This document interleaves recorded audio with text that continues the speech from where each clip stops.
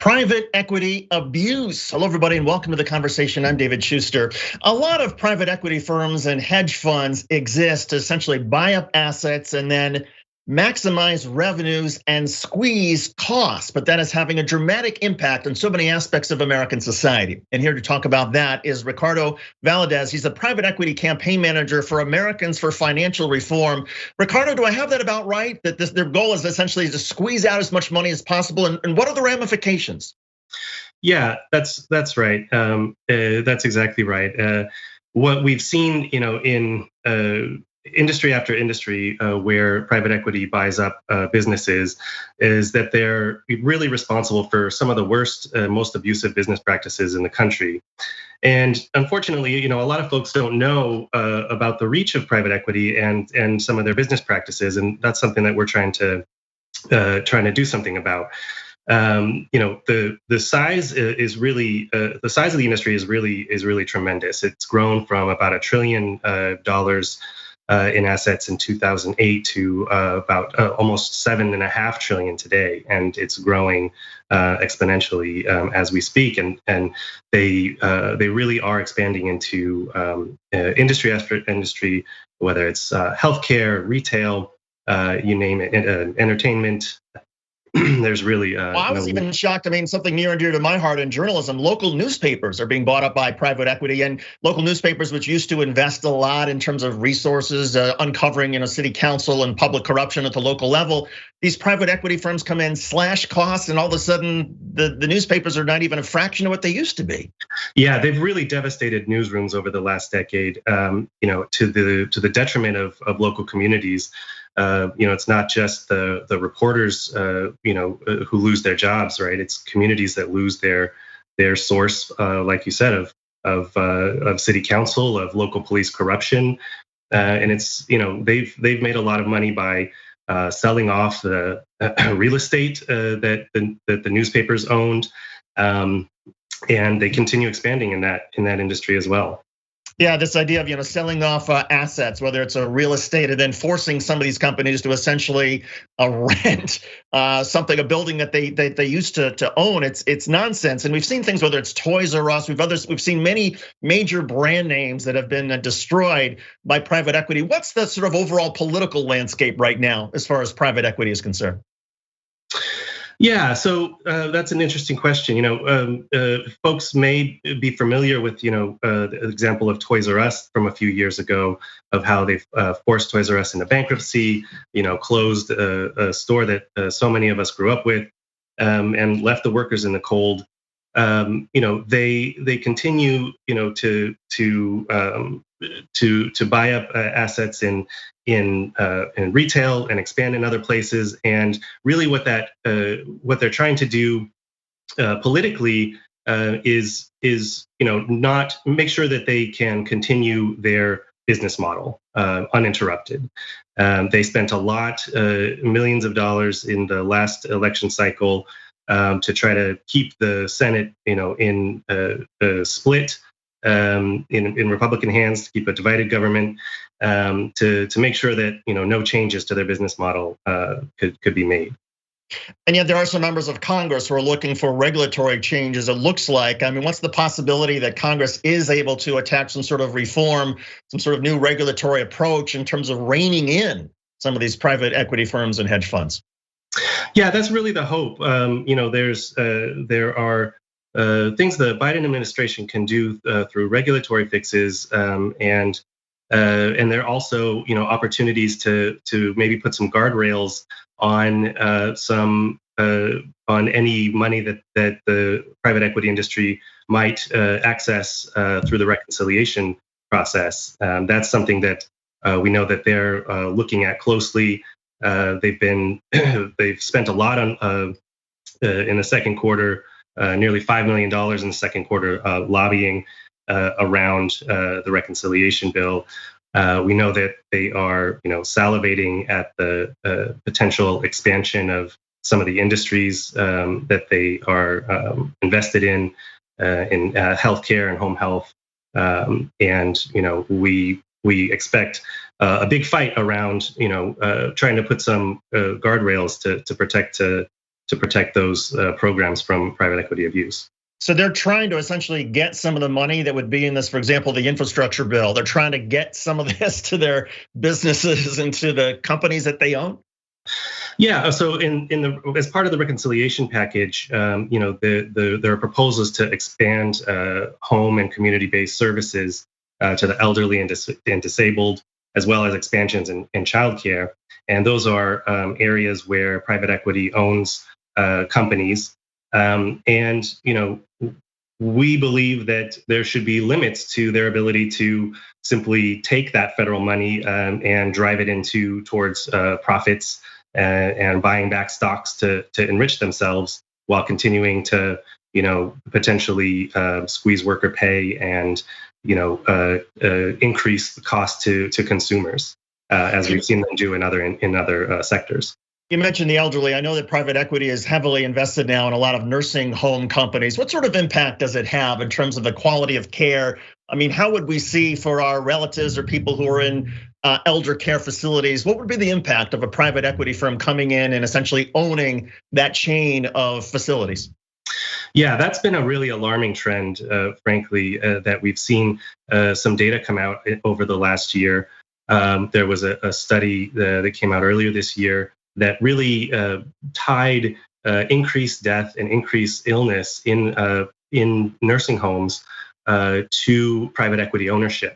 And that came also with additional cost to taxpayers, as many of those are funded by Medicare and Medicaid.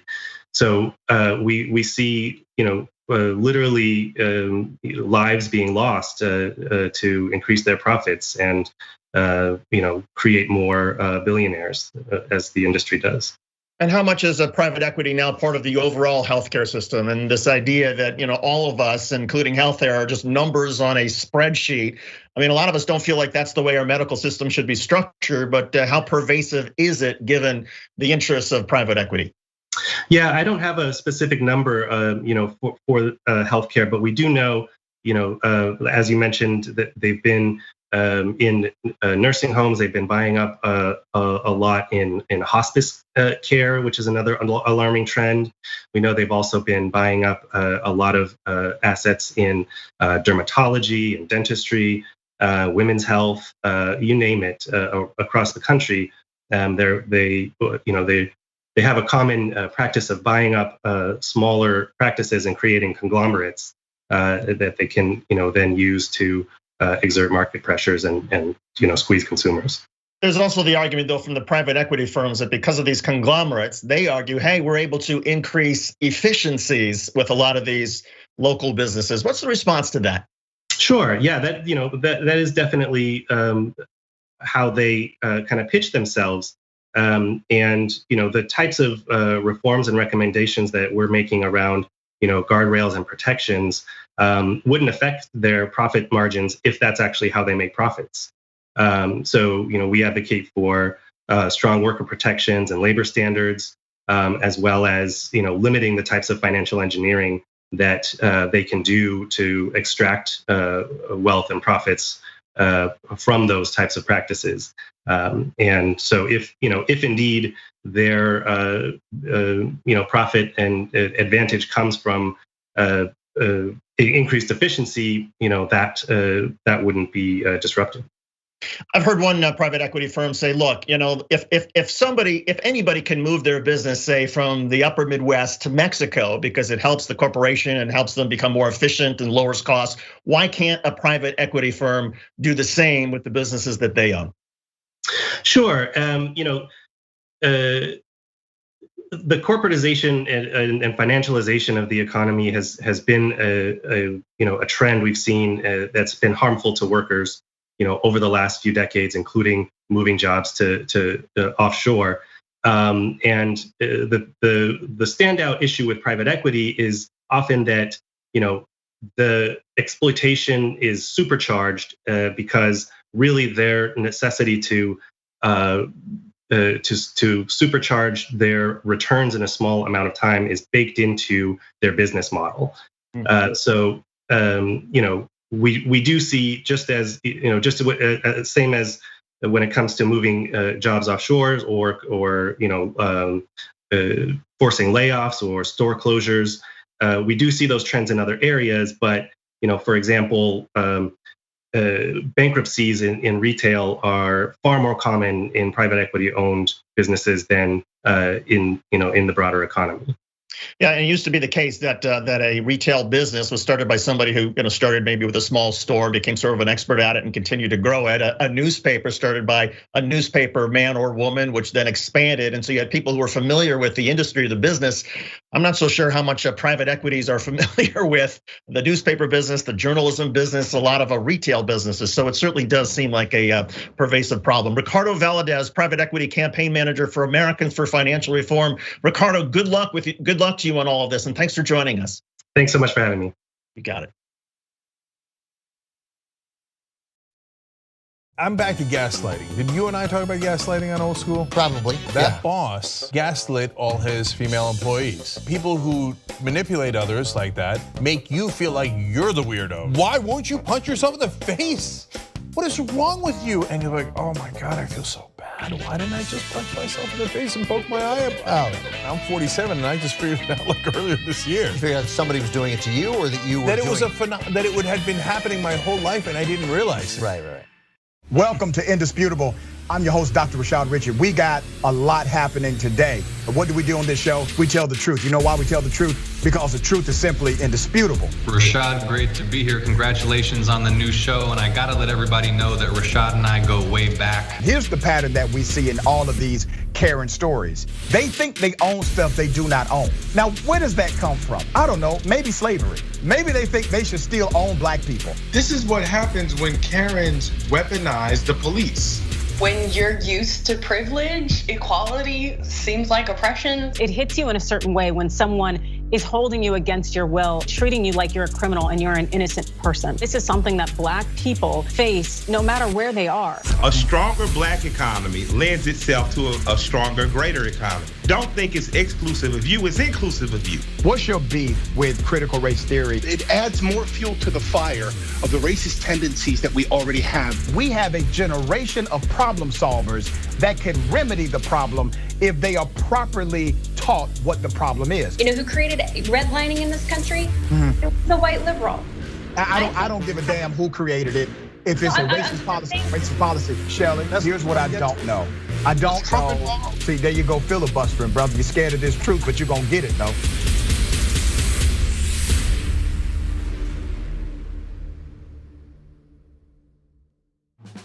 I've been a fan of TYT, I believe, for the last 6 years. 5 years. 3 years now. 7 years. 4 years now. 2.5 years. I just started because she got me into it. My boyfriend actually watches it every morning and every night, so I kind of just started watching it with him, and I love it. I mean, it's the only way that I find my news. Looking through YouTube, looking for political shows that look cool. I came across a very angry rant from Cenk, and that's when I knew. So I was immediately in love with the show. And then I haven't missed a live show since then. 10 times a day, I watched the show in the morning. Whenever I had a bad day in high school, Young Turks. Man, Cenk is just so blunt and honest, and I love the honesty, and there's no BS behind the news, and they just tell everything like it is. There's nobody censoring them. There's nobody there to say you can't do this, you can't say that. That feel of authenticity makes it seem like what they're saying is true. I feel like I get the real story from the Young Turks. I am TYT. I am TYT. I am TYT. I am TYT. I am TYT. I am TYT.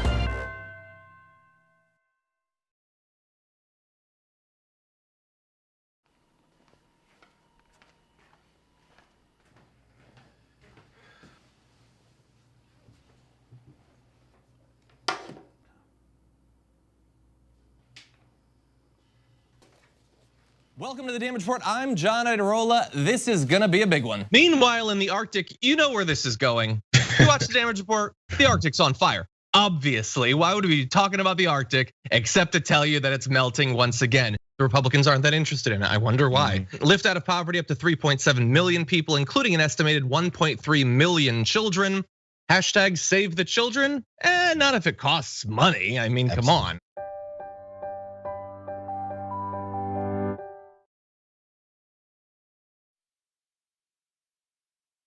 Chasing the Antifa unicorn. Well, everybody, welcome back to the conversation. I'm David Schuster. Most grown-ups know that unicorns don't exist.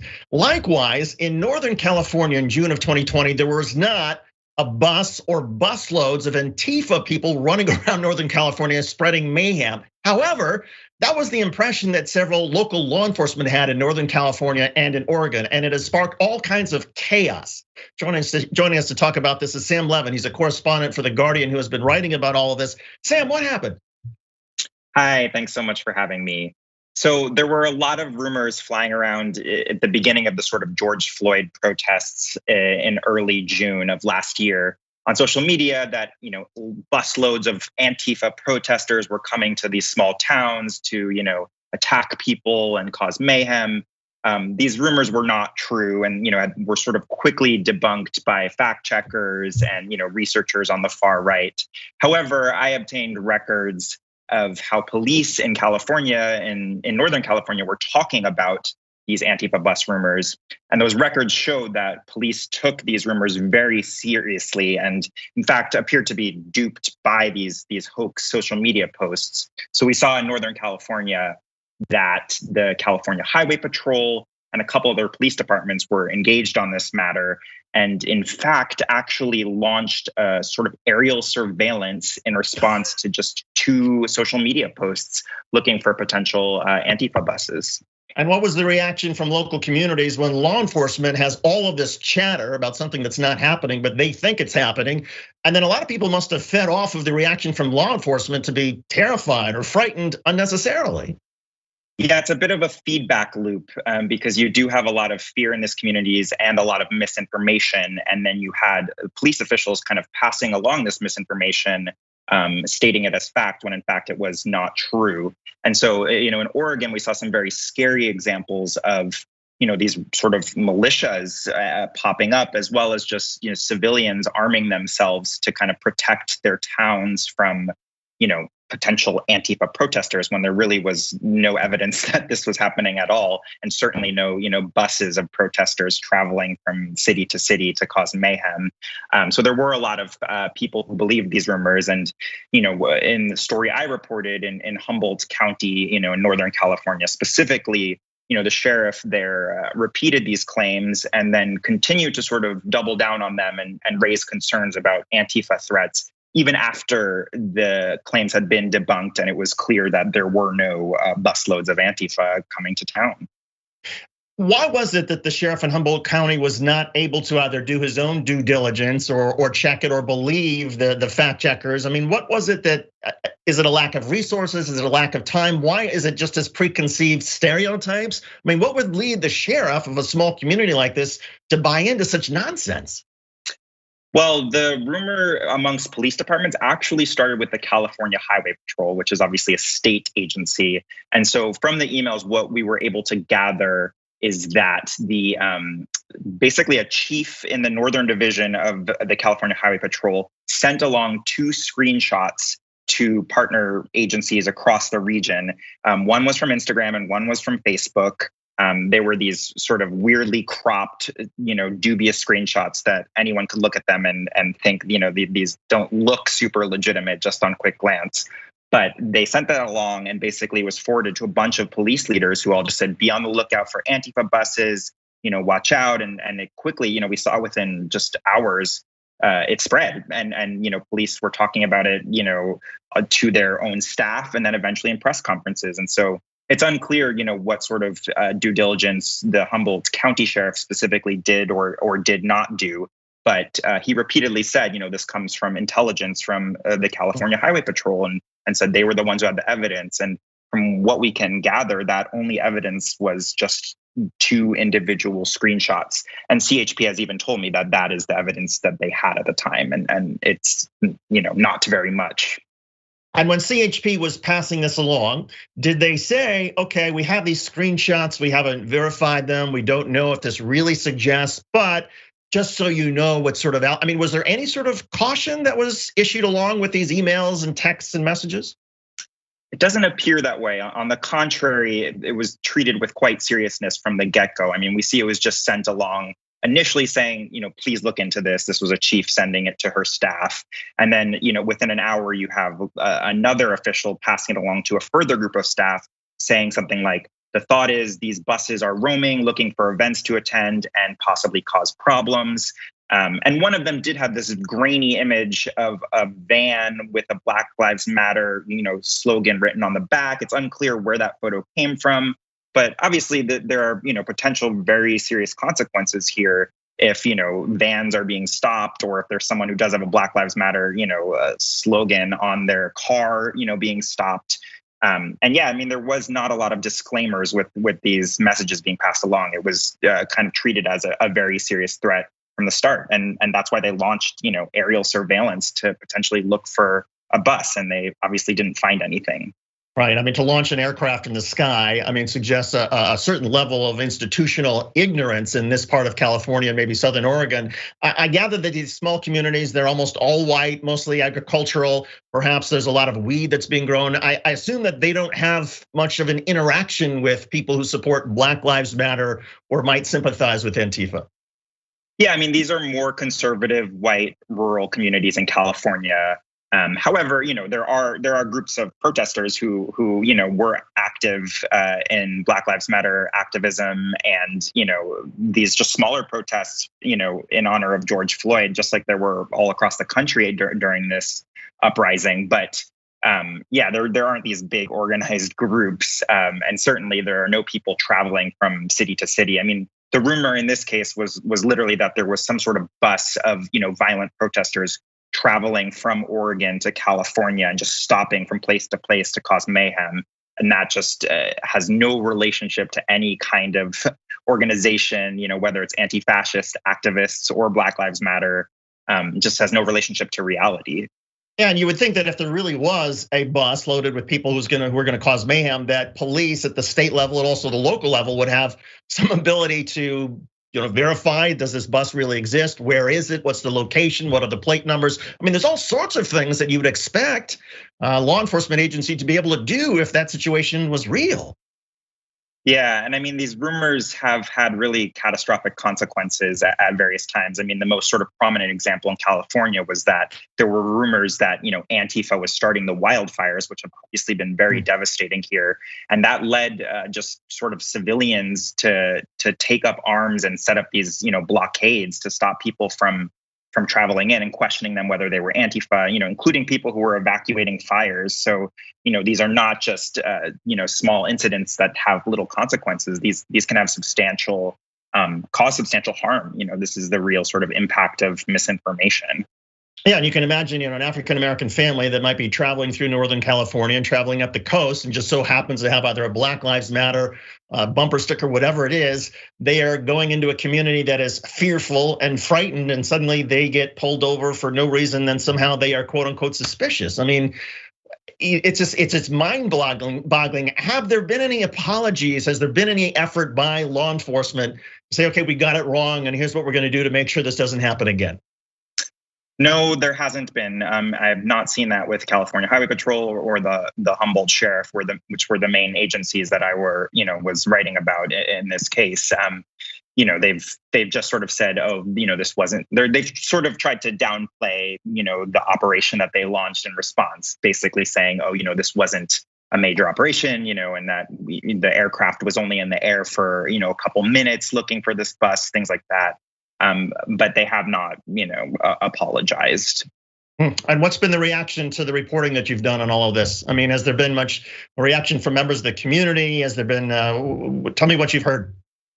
Yeah, I think people are just really outraged by it. I've, heard from folks in Humboldt County specifically who said, they weren't surprised just because of their sort of past experiences. And, when this happened last year, this was, sort of a big story locally because there was a lot of questions to that sheriff. And so there were already people who were upset with the sheriff repeating these rumors. And I think the reporting that we've done here, which came from these records from Property of the People, which is a nonprofit group that had obtained them, shows that, there was actually quite an operation behind the scenes. And so that has just further fueled people's, outrage at this because it is very, distressing and disturbing to know that this is, how law enforcement receives information and acts upon it, and the potential consequences there. Yeah, I mean, the lack of discretion, particularly from the sheriff in Humboldt County, is remarkable. And I assume that he's still there. He's still in his job. He is, yes, and he has just stood by what he said at the time, and he didn't. I didn't speak to him directly, and obviously spoke to his spokesperson throughout this, and as they've sort of reiterated, this came from the CHP, and we were just passing that along, and the CHP was the one that launched the aerial surveillance, and so they bear that responsibility.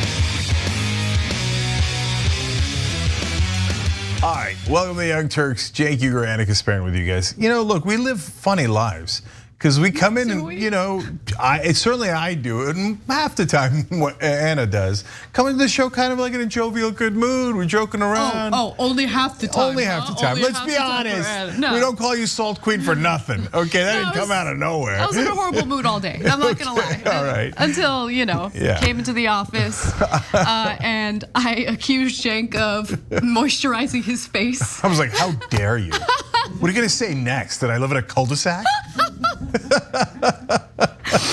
Anyway, good mood, but unfortunately, the news sucks. Yeah. Particularly today. Lately, there's been some strands of hope, a little bit of blue we see, but we are not seeing any blue today. And so, unfortunately, we've got some really pretty bad news for you guys, near borderline apocalyptic. So, with that, take it away, Anna. The conservative Supreme Court, which of course includes 3 Supreme Court justices who were nominated and confirmed during the Trump administration, decided against blocking Texas's anti-abortion law, which effectively bans abortions past 6 weeks and encourages private citizens across the country to essentially report on anyone who might be aiding and abetting a woman seeking to have an abortion past 6 weeks. Now, this doesn't mean that the Supreme Court has weighed in on the constitutionality of this law, which just went into effect on September 1st in the state of Texas. However, it does mean that as this case makes its way through the lower courts, there is abortions are illegal. Essentially, 85% of abortions in the state of Texas happen past the 6-week mark. And so you have abortion providers in the state that have canceled appointments. They're being incredibly cautious because they're terrified of these lawsuits being brought against them from private citizens across the country. And so we are in a terrible situation because not only is this impacting women in the state of Texas, this will impact women across the country, particularly in red states. And these efforts are now being duplicated in places like Florida, which we'll get to later in the show. But let's give you the details of how the Supreme Court decided to weigh in on this and how they refused to block it. The Supreme Court's vote was 5-4, with Chief Justice John Roberts joining the court's 3 liberal members in dissent. So just consider the fact that the conservative Supreme Court justices that were confirmed during Trump's administration not only have an impact on the reproductive freedoms of women, but they will have an impact on all sorts of legislation that will be challenged by conservatives for the rest of our lifetimes. Just keeping it real. That's what the reality of the situation is. The majority opinion was unsigned and consisted of a single long paragraph. It said the abortion providers who had challenged the law in an emergency application to the court had not made their case in the face of complex and novel procedural questions. The majority stressed that it was not ruling on the constitutionality of the Texas law and did not mean to limit procedurally proper challenges to it. So again, this is essentially the conservative Supreme Court justices saying, we refuse to block it. We're not weighing in on the constitutionality of the law yet. We're gonna wait and see how this plays out in the lower courts. But the problem here is the law is written in such a way that it would not be enforced by lawmakers or politicians or officials in the state of Texas. It would essentially be enforced by private citizens throughout the country who work as snitches as soon as they suspect that someone is aiding and abetting a woman in getting an abortion in the state of Texas. Okay, let's break it down. So first on the decision, I just want to give important context here. So they're doing 2 things that are important. One is they're saying the trick worked. Texas set up a trick so that the state is not enforcing the law, but these vigilantes are. And the 5 Supreme Court justices were like, oh, great trick. Now we know what you're doing. It's the state passing the law that in effect bans abortion. They're not dumb people. They're perfectly aware of what the trick that's being played. And they're like, well done. So because of that loophole that you created, when they sue different branches of the government, the branches of the government go, we have no standing. We're not necessarily going to enforce this law. So they're bringing the lawsuit against the wrong people. They'd have to bring it against Joe Blow when he actually catches one of those evil women, and I don't know if he throws a net over her or something and tries to cash in on his $10,000, that's when it would become a case. Now, legally, there is some truth to that, except for the fact that it's an obvious attempt to actually undermine a law and the United States Constitution as interpreted by the Supreme Court. So that's why the 4 other justices, including John Roberts, were like, guys, keep it real. This outlaws abortion. And so you're using a technicality here, which was the intended point of the law, as I said. Okay, so, but the second thing that it does is that means in effect now, it's in effect. Yep. So it is the law of Texas as we stand now, until a court reverses it. So because what a court could have done is, hey, let's adjudicate this, and we'll tell you if it's constitutional or not. But in the meanwhile, it doesn't go into effect because there's serious questions about its constitutionality, which happens all the time and which is more normal. And in this case, they said, we're not sure, go for it. Let's see how it turns out. And so that's why people are rightfully freaking out, saying that's it. Basically, abortion is now illegal in the state of Texas. And now, of course, as you all know, that's not gonna affect everybody in Texas.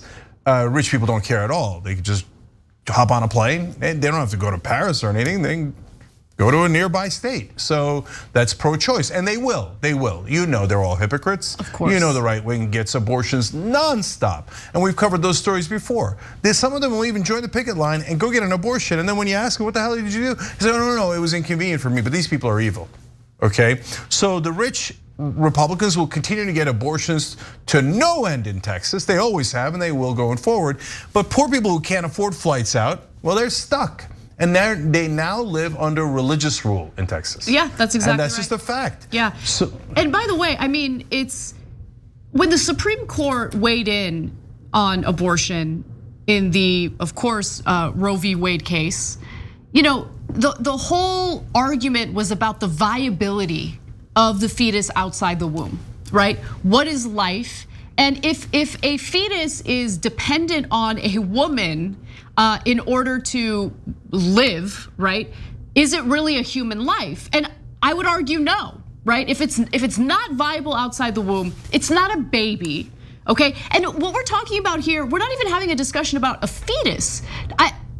It's not even considered a fetus until you hit the 8-week mark. It's considered an embryo. So we're having a debate about embryos right now, as tens of thousands of Texans have died in the state over the last year. That's what it looks like at 7 weeks. Is that viable outside the womb? Is that the same thing as a human life? I would argue, no, it is not. But if you're a religious person and you believe that it is, that organism is the same thing as a living, breathing human being, then by all means, don't have an abortion. But your religious views should not dictate the laws of the land. We're supposed to live in a country that separates church and state. And so if we're gonna consider embryos the same thing as a living, breathing human, then we need to ensure that we have enforcement to prevent men from masturbating and wasting that precious human organism known as sperm, right? Like that's how ridiculous this whole argument is. And it's not about human lives, as I've said on the show multiple times. If this was really about human lives, then the evangelicals who have been pushing for these types of draconian laws would be up in arms about the ban on mask mandates in the state of Texas. They'd also be up in arms about what, you know, Lieutenant Governor Dan Patrick said early on in the pandemic in this video from April of 2020 as coronavirus numbers were spiking. Here's what he had to say about human lives. We're crushing the markets. We're crushing this country. And what I said when I was with you that night, there are more important things than living. And that's saving this country for my children and my grandchildren, and saving this country for all of us. And I don't want to die. Nobody wants to die. But man, we gotta take some risk and get back in the game and get this country back up and running. There are more important things than living, like his precious stock portfolio and the precious markets.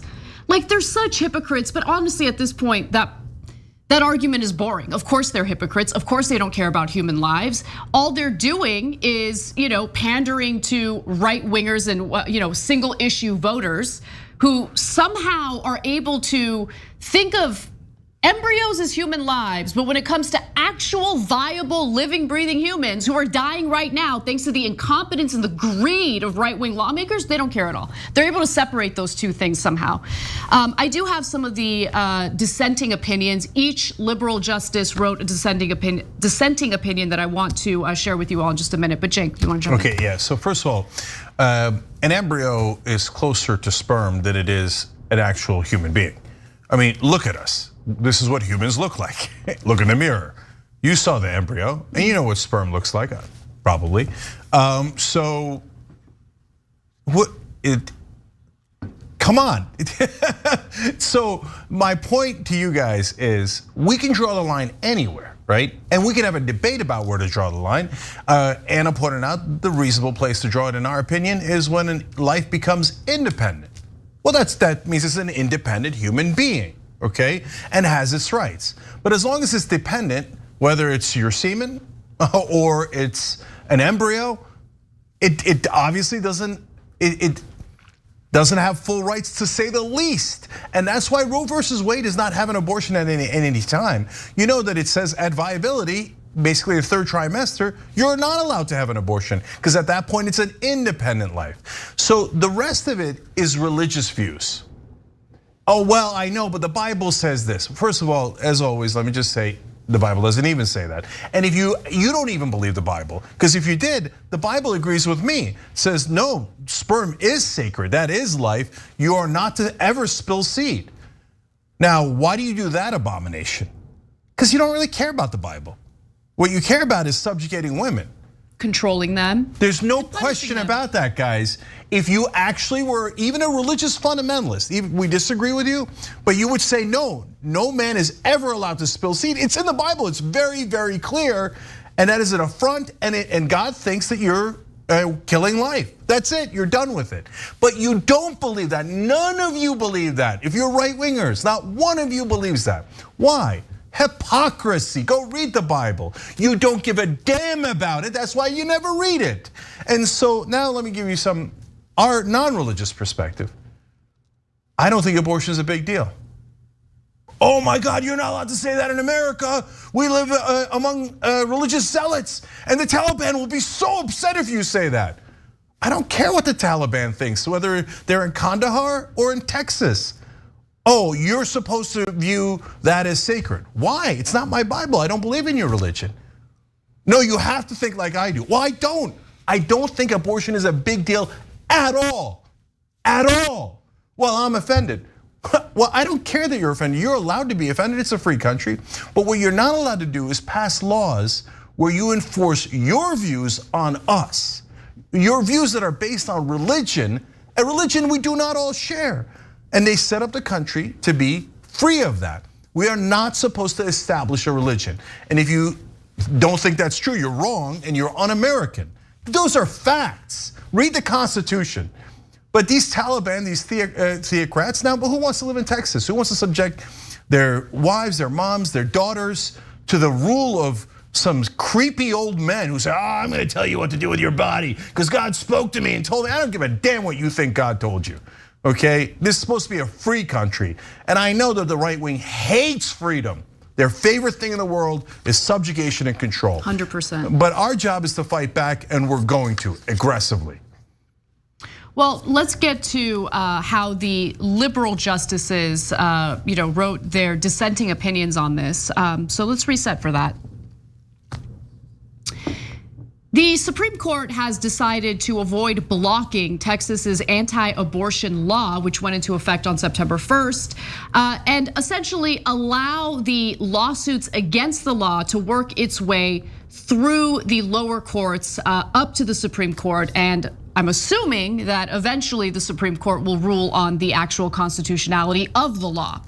But in the meantime, the liberal justices in the Supreme Court each decided to write their own dissenting opinion regarding the decision to avoid blocking the law as it works its way through the courts. I want to read you a few excerpts from Justice Sonia Sotomayor, who writes that the court's order is stunning.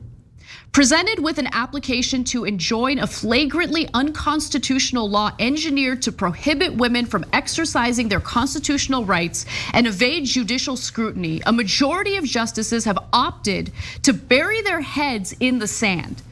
Justice Sotomayor continues to write that the court has rewarded the state's effort to delay federal review of a plainly unconstitutional statute enacted in disregard of the court's precedents through procedural entanglements of the state's own creation.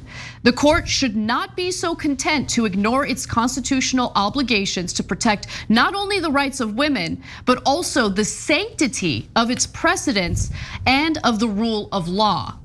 Now, the Chief Justice John Roberts sided with the liberal justices in this case. And so I want to read a little bit from his decision as well. He also dissented, of course. But Cenk, I thought that Justice Sonia Sotomayor's dissenting opinion was the strongest, because she's calling them out on the fact that they're just completely disregarding long-standing precedent. And by the way, that's something that Brett Kavanaugh, of course, claimed that he would avoid doing during his Senate hearings, confirmation hearings. Yeah. Well, look, we all know they lie in the confirmation hearings. The only people who pretend that it's real are the media who are supposed to bring you the news. They all say one thing when they're in those hearings, and then they do something else when they're on the court. We've tracked it literally hundreds of times. So, gee, look at that. All the Republicans voted with the Republicans and the Democrats voted with the Democrats, even though they just said they'd call it balls and strikes. And like the most you can ever get is like John Roberts like dissents like 3 times from the conservatives. Everybody's like, oh, what a liberal. He's only conservative 97% of the time. So we knew what, relatively speaking, we knew what they were gonna do. And if you vote for Republicans, this is what you get. And so, but of course I love Sotomayor's dissent. She's right on the facts, she's right on the law. And at the end, normally it is custom for the justices to sign, I respectfully dissent. She left out the respectfully. She said, I dissent. And by the way, Ginsburg then followed and also took out the respectfully and wrote, I dissent. Because she's absolutely right. I do not respect you taking away the rights of 50% of this country. I don't respect it. You know it's unconstitutional. You said you wouldn't do it, and you're doing it anyway. And there's nothing to respect as you try to basically enslave half the population. You said Ginsburg. I'm assuming that you were definitely misspeaking. Yeah. You mean Kagan? No. Breyer. Okay, got it. Sorry for the blank on. No, it's okay. Sometimes we're speaking spontaneously, and sometimes we misspeak. But anyway, I do want to get to Chief Justice John Roberts and his dissenting opinion on this. He writes that the legislature, meaning the Texas legislature, has imposed a prohibition on abortions after roughly 6 weeks, and then essentially delegated enforcement of that prohibition to the populace at large. The desired consequence appears to be to insulate the state from responsibility from implementing and enforcing the regulatory regime. And he's right about that. The way that the law in Texas was written was very much intentional, because the Supreme Court ruling in Roe v. Wade essentially stated that the state cannot create an undue burden for a woman seeking an abortion, before viability of that fetus, right? And so what the state is doing here in the way that they wrote the law is, instead of the lawmakers or state officials enforcing it, they're creating a system in which private citizens across the country can turn in or report on individuals that they believe are aiding and abetting an illegal abortion in the state of Texas. And so that's what's worrying about this, because as it makes its way through the lower courts and the final decision on this is made, it's gonna be a lot more difficult and a lot more complicated to prevent this or to block this, to strike it down based on constitutionality. Yeah. My parents moved us here when I was a kid. We didn't come here because it was a theocracy. There was a lot of places to go if we wanted a theocracy. And so thank you to the dissenting justices for fighting for what America is supposed to stand for, which is freedom. And if you ever see a right winger talking about freedom, understand that they are completely full of crap. They think my freedom, but not your freedom. So women, you will now serve us. And by the way, there's no exception for rape here. Or incest. So you will have your rapist kid, you will carry it for 9 months, and then you will take care of it for the rest of your life. Your life is not your own anymore. The government of Texas has taken over your body and your life because they did it for their mullahs. And I'm not interested in their goddamn mullahs. We didn't come here for that. If we wanted, we could have gone somewhere else for religious rule. And it's totally unacceptable, and it's the most un-American thing I've ever seen. You know, there's one avenue in which, I'm curious if it's going to be used as a way of striking down the law, because the whole argument is, well, I mean, it's not the state that's enforcing this, it's private citizens. But remember, private citizens who are looking to snitch are incentivized with a $10,000 reward. Where does that money come from? Oh, great point, Anna. Well, then obviously it's coming from the state, hence it's state enforcement. There's no question about that. And that's a great legal point. Apparently the 5 Supreme Court justices missed it. And remember, they're gonna come back to the case, but meanwhile, they're letting this clearly unconstitutional law go. But guys, the thing about the vigilantes has 2 issues, 2 problems. One is now we've made a state filled with snitches. $10,000 is nothing to sneeze at. So they're all gonna be up in every woman's business. Oh, is she pregnant? Is she pregnant? Is it 6 weeks? How the hell would you know it's 6 weeks? But they're dumb, they don't know. They're now, oh, did she have sex the other day? Did she have sex 6 weeks? I'm gonna get my $10,000 by spying in on women. Bunch of brown shirts running around, religious fundamentalist wackos, and trying to get rich and violating all of our privacy and our freedoms. They never meant a word they said. If there was an honest media in this country, you would know what hypocrites right wing are. But they're always being coddled and babied. Oh, maybe your religious fundamentalism is a good idea. Maybe we should enforce your wackadoodle ideas on everyone else, as if that's what America is about. But the second problem with the vigilante part is, and they allowed from out of state. So what's gonna happen is some right-wing billionaire is going to just file case after case after case after case. And it doesn't even have to be true, guys, because what that does is it bogs down those clinics with impossible legal costs. That's right. And then they all get shut, they will all be shut down. They'll go bankrupt because of the legal fees. And in the meanwhile, even if you were to win eventually and get them back and somehow put them back in place, etc. And then they've prevented abortion for God knows how long in the state of Texas. And now it's spreading like wildfire. As soon as this worked, Florida's considering it, and all those other red states are like, great, we can put women under our boots. Yes, let's take over their bodies. I thought you were against government tyranny, you freaking liars. You were lying the whole time. All you care about is yourself. And so some cheeseball, horrible, greasy, right-wing billionaire man will come along and go, oh, an opportunity to control all women. I'll sue all of these people. Right. And again, they never care. It has nothing to do with the Bible. They've never read it. The Bible's pro-abortion. They don't care. Everything is a lie. All they want is power. Yeah. They don't care about justice at all. The only thing they want free is the markets. Free markets, but oppression for women. Yes. And anyone who isn't a privileged male, a white male in this country, that's what they want. And that's what they've been fighting for decades. This has been a decades-long project. And they're succeeding. In the meantime, the question is, what are the Democrats up to? What is the left up to? And that's what we'll discuss when we come back from our break.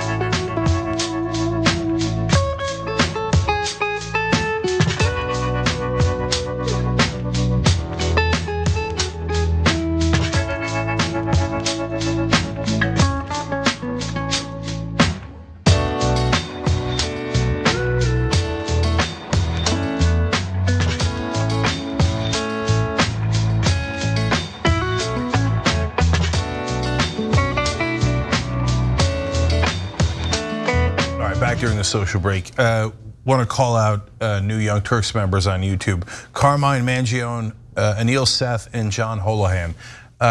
You guys keep us strong so that we can fight for you. So you make all the difference. Thank you for doing it. Shows nothing without you guys. So hit the join button below if you want to help out and be part of the show. If you're watching on YouTube, and everyone else, tyt.com/join. So I'm going to go to Super Chat first. Dudev Dippity wrote in, Anna, Cenk, John, etc. make this world bright. Never thought about being in politics before, but at 26, I want to give it a try to make a difference as a young black man and add to that light that you shine. So thanks, you're all my American heroes. Hope to make you proud someday. Love you all. Well, that's a wonderful, beautiful thing to say, and thank you so much for using Super Chat and participating and having hope. That's the thing that I care most about. Well, we got a comment just like this a bunch of years ago, now maybe 10 years ago or so. It was from another viewer. Her name was Alexandria Ocasio-Cortez. So not everybody's going to be able to do that, but you might. And so get in the fight and let's fight back together and win together. Jerry Crow says, Anna, keep at it. I support you. You do you. Thank you. I'm gonna keep at it no matter what. Yes, she can't help herself, so that's the problem. And the solution. Peter Hamby writes in, I don't know if it's a haiku or not. Roe v. Wade dying, Supreme Court twiddles their thumbs, Republican wins. So it is a haiku. Unfortunately, that is true. Elizabeth Jacob writes in, and just if you didn't know, and I didn't until today, but the 6 weeks starts the day after woman's last period. This infuriates me to my inner core. So that means, well, you wouldn't know for the first 4 weeks for sure. So you got a 2-week window to question, then find out, and then do something about it when most of the clinics will be shut down. So they've banned abortion. Elizabeth, you're absolutely right. Tora Williams says outlawing abortion is about controlling women, period. If conservatives cared about children and their lives, there would be way more social services available, of course. They don't care about any of that. I'm tired of dealing with their hypocrisy and their lies. All right, on Twitch, it turns out it's September. God, I'm so bad at pronouncing those things. All right, it's a special promotion from now to the end of the month. You get 20% discount on new subscriptions and 20% off any and all gifted subs. So it encourages generosity, which I love, which immediately you guys did. Drink That OJ gifted 3 subs, Sunshine Dragon gifted a sub, and Erroneous wrote in, don't mind me, just throwing my money at the solution. All right, well, I love it. And you could also throw Jeff Bezos's money at the solution. If you have Amazon Prime, a subscription is free for you on Twitch, but we get the revenue. tyt.com/prime to figure out how. We'll be right back.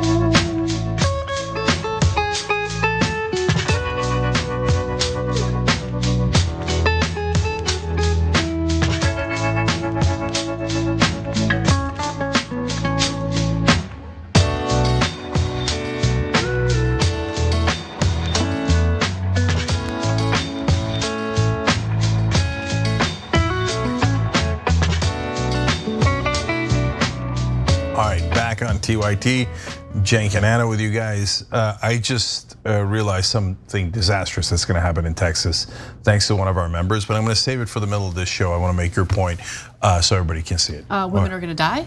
Is that what it is? Well, it's women are going to die. By the way, they're going to take matters into their own hands because this is going to impact poor women who can't fly out of state to get an abortion, and they're gonna get desperate. Anyway, we'll talk about it. But that's the reality of this pro-life law that just passed in Texas. Not pro-life at all. All right, let's do it. Let's talk about the feckless Democrats sitting back. President Joe Biden has issued some strong words for the state of Texas, which has effectively blocked all abortions from taking place. Now, the language in the law that just took effect on September 1st bans abortions past 6 weeks, but 85 to 90% of women don't even know that they're pregnant at that point. Now, Biden called the law's novel enforcement structure, which allows private citizens to bring civil suits against anyone who assists a pregnant person seeking an abortion, a bizarre scheme with the potential to unleash unconstitutional chaos. He continues to write in a statement, complete strangers will now be empowered to inject themselves in the most private and personal health decisions faced by women. Now, the question is, what is the executive branch planning on doing? What are congressional Democrats planning on doing? Remember, Democrats have majorities in both the House and the Senate. Obviously, Joe Biden is a Democrat. He controls the executive branch. So they do have some options. But Biden was vague when he said this. He said he was launching a whole of government effort to respond to the law, tasking the Department of Health and Human Services and the Justice Department to see what steps the federal government can take to ensure that women in Texas have access to safe and legal abortions. He said the effort would be led from within the White House, but he didn't really offer any other details. And that's concerning because it sounds a lot like what he issued in the form of an executive order with the problem of gun violence in the United States. I am going to fund a commission to study gun violence. In this case, he's talking about, I'm tasking the Department of Health and Human Services and the Justice Department to see what steps the federal government can take. It's really not that difficult. One of the easiest steps is do away with the filibuster in the Senate and codify the ability for women to have abortions in this country safely. Because federal law obviously supersedes state law or local law, but is he willing to do that? That's the question. Are Democrats willing to do away with the filibuster in the Senate? Okay, so he says it's a whole of government effort. Well, that's just not true. And so your strongly worded letters are enormously uninteresting to people who actually care about the news, which of course then excludes all the rest of the media, which all applauded. Joe Biden with strong words, everybody. He really means it. No, this is how you really mean it. I'm going to push Manchin and Sinema to end the filibuster immediately. If they don't, there will be tremendous consequences. I will do every effort I have to end their political careers, and I've got a lot of effort. And so, and we're gonna end the filibuster and we're going to pass Roe v. Wade. By the way, Roe v. Wade is, I've said this before, I have some constitutional issues with how that case was decided, but it's excellent legislation. It's exactly what I would want in legislation. It's still illegal in the third trimester because then it's an independent human being. Unless it threatens the woman's life. That's right. Yeah. And so as long as it's viable and it's independent, no problem. But until then, there's a gradation system and it allows for women to actually make the decision when it is not independent. Okay, so you could pass that tomorrow. They make it sound like it's impossible. Oh, we're gonna look really deep into the Library of Congress to find a way to do this. No, you just go, filibuster's over, Roe v. Wade is national law, period. Look guys, we do tons of nuance on the show, you've seen it, right? This one's actually really simple. Are they gonna do that? No, because, well, what would the parliamentarian think? So they have prioritized the goddamn filibuster, something that isn't in the Constitution at all.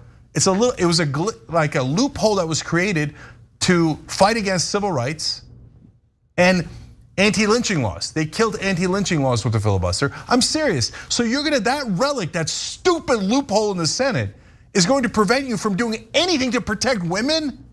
What the hell did we elect Democrats for? Look, are we really surprised? The filibuster, as long as it remains in place, and it looks like it will remain in place, will destroy the political careers and the political future of the Democratic Party. Remember, there are voter suppression laws being passed in various red states to ensure that the future elections are rigged in favor of the Republican Party.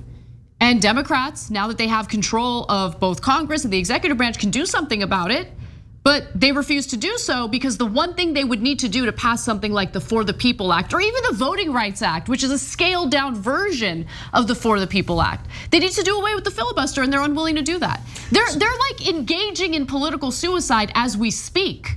So no, their incompetence and honestly their impotence is immeasurable.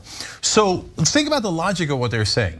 Oh, some guy invented just a rule in the Senate 150 years ago or so. And I respect him more than I respect all the women in Texas. Or all my voters. Or my voters. Or anti-corruption measures that are being blocked, $15 minimum wage, even though Democrats don't want it. And of course, as you know, that's what it always comes back to. So they're not even willing to give women equal rights because they're worried if you get rid of the filibuster, oh my God, your wages might go up and their corporate donors will be pissed. So Joe Biden says, oh, I don't want to piss off my donors. So I'm going to ask for permission from the Republicans. He's literally saying this. See, if you don't end the filibuster, you literally have to ask permission of the Republicans to get anything done. And shockingly enough, the Republicans have not given permission for anything to pass.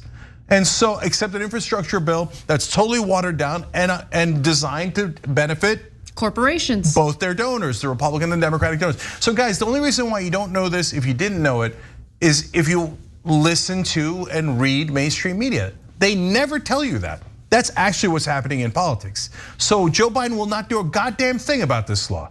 He could do it super easy, so could Pelosi and Schumer. None of them will do a thing. Their words are hollow and completely meaningless, and they will screw you over. They'll screw over their own voters, and then when they lose, they'll blame Bernie Sanders. And we've seen this cycle now for about a decade. That's exactly right. In fact, today on Twitter, everybody's blaming Bernie Sanders. Yeah. What the hell did he do? Oh, I don't know, man. If he was, maybe if we ended democracy in the primaries, then Hillary would have won in a coronation and she would have been our queen. And then she could have run the worst campaign in the world, but she did. But she already won. She already won the primary. She went in the general election and, well, it should have just been handed to her. She was the worst candidate. You guys were wrong. And you screwed us all. That's right. We told you, we warned you. People don't like her, not because she's a woman, etc. Some of that exists, but mainly because she's establishment. She's an elite, and they hate that. They saw her take all the money from the banks. They saw her change her vote to go for the banks. The media's a bunch of liars, and they covered her ass the entire time, but people knew anyway. And you blew it. You blew the Supreme Court. You lost to an idiot. I mean, refusing to campaign in key battleground states. I get the frustration over what the country is experiencing right now. I understand it wholeheartedly. But really, Hillary's not gonna take any responsibility for the awful campaign she ran? Okay, fine. But look, I'm not really interested in relitigating what happened in 2016. We have to look at what's ahead of us, what's in front of us right now. And Democrats have control of Congress. So what are they gonna do about it? That's the question. No more patty cakes with Sinema dressing like, I can't stand Sinema. I can't stand it. But here's the thing, LBJ, he didn't play patty cake. Sometimes he did. Sometimes he realized, all right, let me use some carrots. But when he used sticks, he brought the biggest stick and was willing to threaten, to bully, to do what was necessary to get the Civil Rights Act passed. Okay, we need that kind of hardball among the Democratic Party right now, because there's no more time to waste. And it goes beyond abortion laws, okay, which are already incredibly important to deal with. I mean, New York is flooded today. We don't have time to waste. Climate change is here, it's here. So what are we gonna do about it? Joe Manchin today talking about how I don't know, we need to pause on that $3.5 trillion reconciliation bill, which is the bill that includes all the climate action provisions. Yeah. Biden, what are you doing? I don't want your strongly worded letters. I don't care about strongly worded letters. The Republicans don't care about it, and these conservative Democrats in the Senate certainly don't care about it either. What are you gonna do to break their backs? That's what he needs to do. So, last couple of things here on that issue. Airlift the women out, okay? So now Texas is basically a religious state. And so they don't believe in the Constitution. They have molded church and state. The United States Constitution says you shall not establish a religion, and here they have. If you don't, for example, I am not Christian. I don't believe any of the things that they believe about abortion, and I don't want to follow their religious rules. And Texas is saying, I don't care what you think. I'm going to impose our religious views on all the citizens. No matter you're a Jew, I don't care. You're a Muslim, Buddhist, you're atheist, I don't care. You will live under Christian rule. They say they're proud of it. They're proud of it. We think Yahweh should rule us all. And so We need to airlift those women out, the poor women. The rich Republican women are gonna get abortions till the cows come home. They're just gonna fly to wherever they like. Oh, should I go to San Francisco or Paris to get my abortion? But let's have brown and black women suffer and poor people suffer and not be able to get it and maybe get a back alley abortion and endanger themselves. Well, then airlift them out. We need to get them to freedom because Texas is no longer free. We need to get those women to a free state. Now, you could avoid all that if Joe Biden was an actual leader. But you know he's not. And this is indisputable, guys. He is saying, I care about the Republicans more than I care about my own voters. Because by not ending the filibuster, he's saying it's so important to me to work with my Republican colleagues. And it's way more important than women's rights, voting rights, or any other rights. I don't care about you voters. I just care about Mitch McConnell. That's what Joe Biden's saying today. That's a fact, it's an uncomfortable fact. He could turn around, he could fight. But to this moment, he's not just not fighting on the filibuster, he thinks the filibuster should stay in place. He has the same position as the Republicans. That's who Joe Biden is. All right, we're gonna take a break. When we come back, we'll discuss how now states like Florida see that the floodgates have opened and they are drafting their own anti-choice laws. We'll be right back.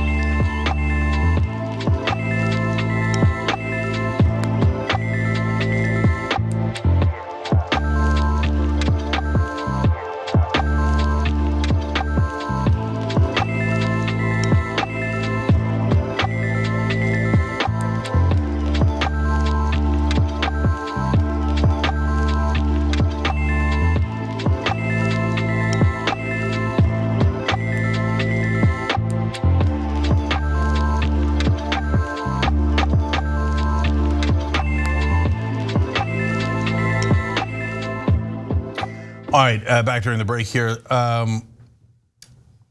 So I'm gonna read the member comments. I'm gonna do Michelle first here. She says, if they can tell a woman what to do with her body, we can tell them to wear a damn mask. They don't notice that hypocrisy at all. And the mask is about protecting other people. So that's why we're asking you to wear it. It's not just about your freedom, it affects other people. Whereas in the case of an abortion, if it's not viable outside the womb, it doesn't affect anyone but the woman. And they want to take away that freedom anyway. Are they hypocrites? Of course, always, always.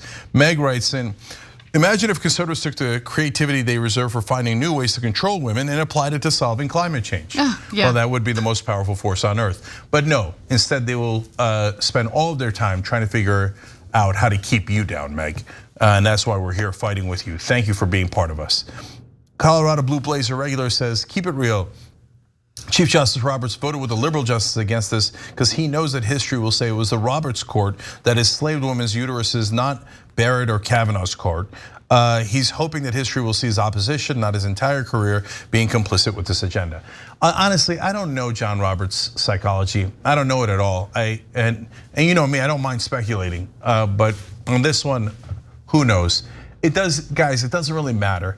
If at the end, he voted the right way in this case, if in the end he votes to preserve Roe v. Wade, I don't give a damn why he did it. And if he thinks it has to do with his legacy, great, wonderful, I'll take it. All I need is his vote. I don't need anything else from him. Layla Best writes in, women can only have one pregnancy in a year's time. And that's the same amount of time a man can get multiple women pregnant. If Republicans or pro-lifers really cared about what they claim they do, they would target men, not women. No, I want cameras in every bathroom. And let's segregate the bathrooms. Okay, make sure that women don't go in there. Make sure that there's specific bathrooms for men. There needs to be cameras. Cameras in their bedrooms too, directed and pointed right at their genitals, just to make sure that they're not jerking off, right? Because if they're doing that, I mean, mass murder. And honestly, some of those dudes responding to me on Twitter today look like they're committing mass murder maybe every hour of the day. Just saying. That's real talk. Read the Bible. You claim that you're all obsessed with the Bible. You've never read it. Emily Smith, Catalina Gonzalez, and Kate M. all just joined. Thank you. You guys make all of this possible. British 32 wrote in on Super Chat. Hi, Cenk and Ana. Great show again tonight. If Democrats don't show any improvements in the next full year and right-wing violence increases, we should think about evacuating you progressive refugees before something worse happens. No, we stay and we fight. And we will to the very end, and we're not gonna let the fascists win. Damn right.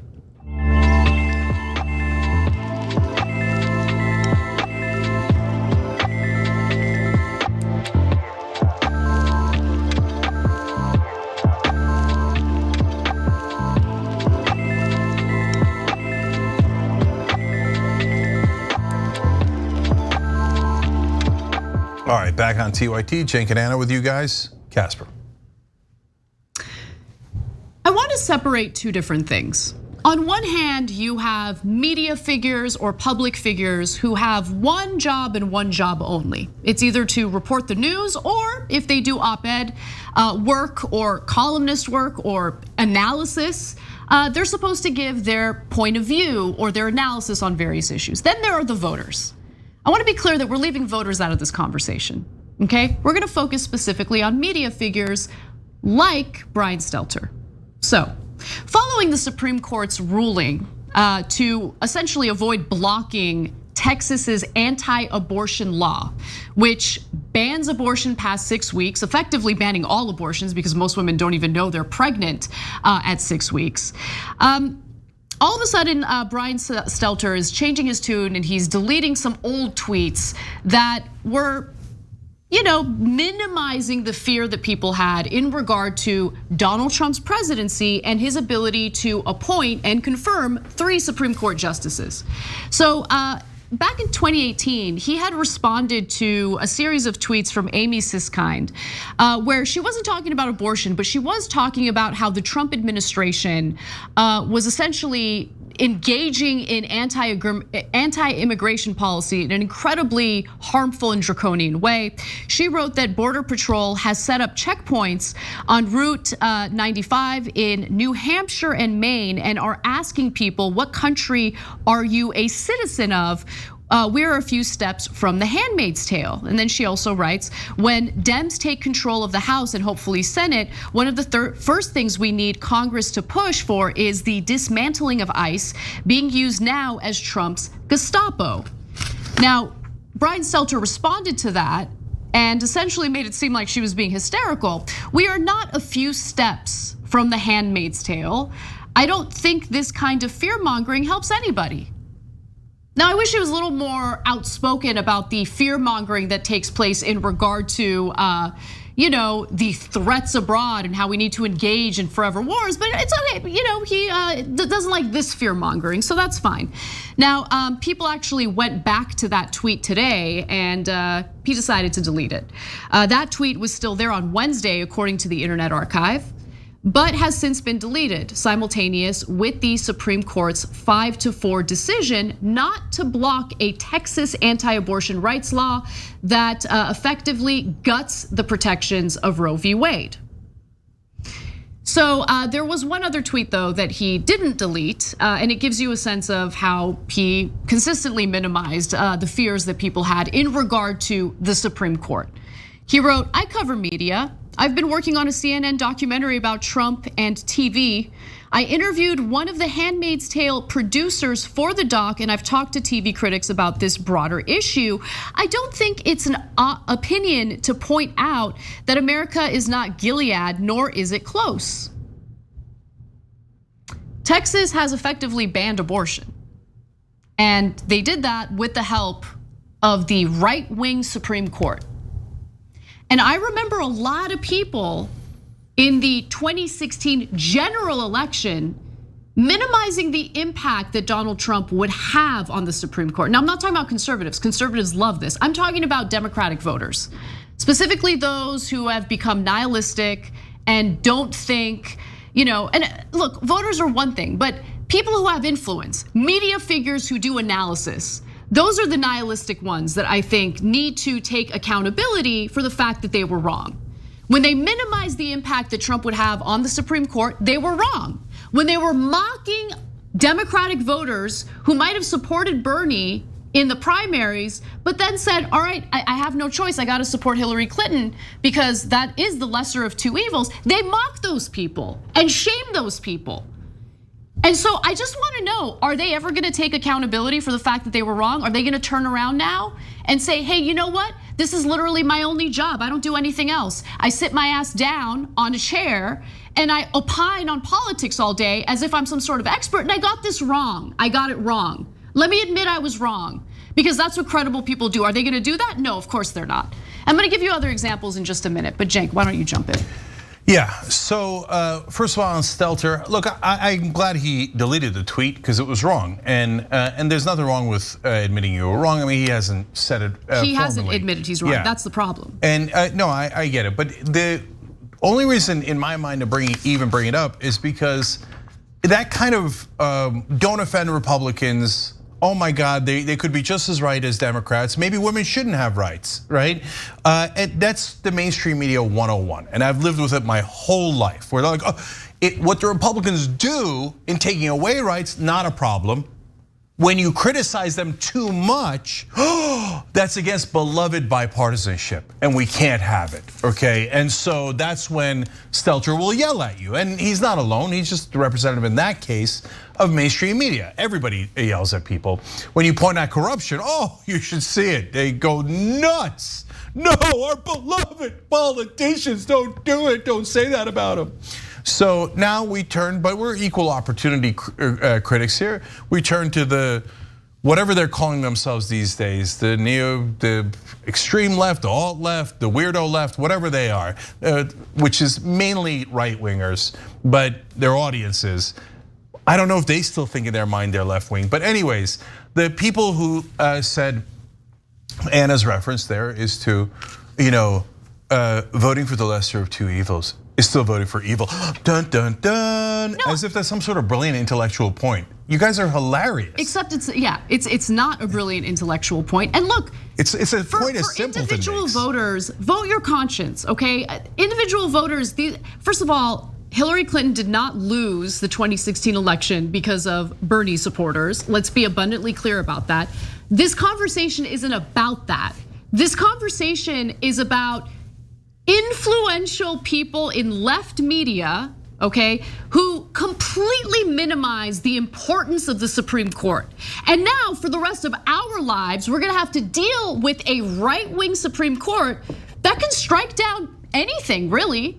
I mean, we're gonna fight like hell to get Medicare for all, but if it gets challenged and it makes its way to the Supreme Court, what do you think this pro-corporate conservative Supreme Court is likely to do?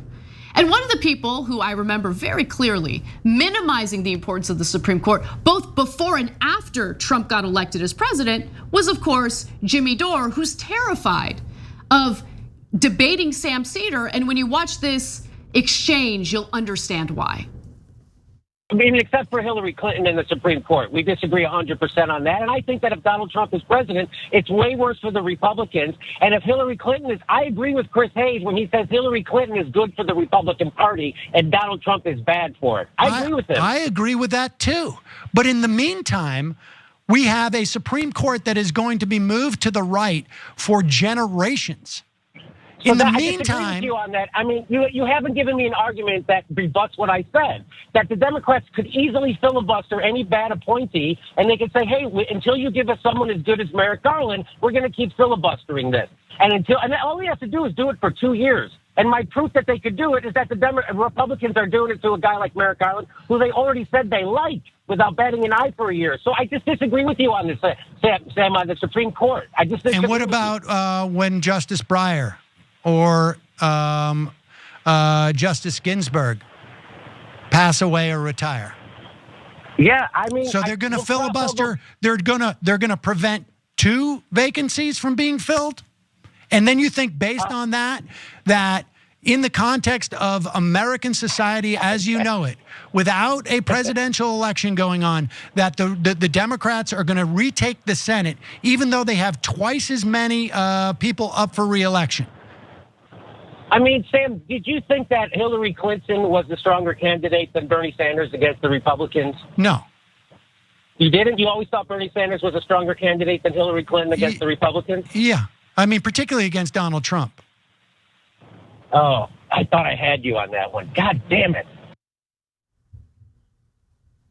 Now, is Jimmy Dore going to turn around and say, you know what? I totally underestimated the impact that Trump would have on the Supreme Court. Of course he's not. And that's his only job. That's all he does. He doesn't write any new jokes. He's told the same microwave joke about his family for like the last 10 years. All he does is comment on politics, and he does a terrible job, and he'll never take responsibility. He'll never admit he was wrong. Another one, let's go to Briahna Joy Gray, who responded to an NPR Politics tweet by saying, you guys are 100% wrong on the importance of the Supreme Court of the United States in support for Hillary Rodham Clinton, okay? Bunch of people were commenting in response to that tweet from 2017 just last night. She deleted it. Cool that she deleted it. Will she now admit that she was wrong about the impact that Trump had on the Supreme Court? Will she admit it? Of course not. Of course not. So while they're turning around and they're mocking people for voting their conscience in the general election, they also, by the way, claim that they're being vote shamed. No, we're not vote shaming you. But if you get your analysis wrong, can you just please have a little bit of respect for your audience and admit to them, hey, you know what? My analysis was not on point there. That hour-long debate with Chomsky, turns out Chomsky had a point. I don't know. Yeah. So Jimmy, I think later in that conversation says something about, the chances of them, the Republicans being able to confirm 2 justices is the same as the moon falling into Lake Michigan. Something along those lines. You can see it, it's all over the internet. Oops. I mean, but look, think about how puerile that is, right? So you don't think the Republicans can confirm Supreme Court justices? Which planet do you live on? They wound up confirming 3. Oh, that's never gonna happen. Why would it? Because Jimmy's theory, I guess, was that the Democrats would fight hard to prevent the Republicans from confirming justice. Have you met Democrats? You claim that you're so tough on Democrats that you know how weak they are, and you thought they were tough enough to block Supreme Court justices from the Republicans? Oh my God, that means you know nothing about politics, nothing at all. And so Joy Gray there with, yeah, it's no big deal, the Supreme Court, people are gay. No, you're all wrong. You'll never admit it because it's about your ego. It's not about the facts, it's not about policy. And so, look, for the people that keep saying that simpleton line of voting for the lesser of 2 evils is still voting for evil. No, what that is basically intellectual cowardice. You're saying, I don't want anything on my hands. I know that there's the only 2 people who can win in a general election are Hillary Clinton and Donald Trump. Everybody knows that. If you don't know that, again, then you don't know anything about politics and you're deeply embarrassing. Go become a plumber, okay? You're dentist, whatever, go find any profession you like, but you don't know anything about politics, retire. Okay, so since you know Hillary Clinton and Donald Trump are the only 2 people who could win, especially on election day, it's not like Jill Stein made a big run or Gary Johnson, here he comes. No, you knew there was a 0% chance anybody else could win.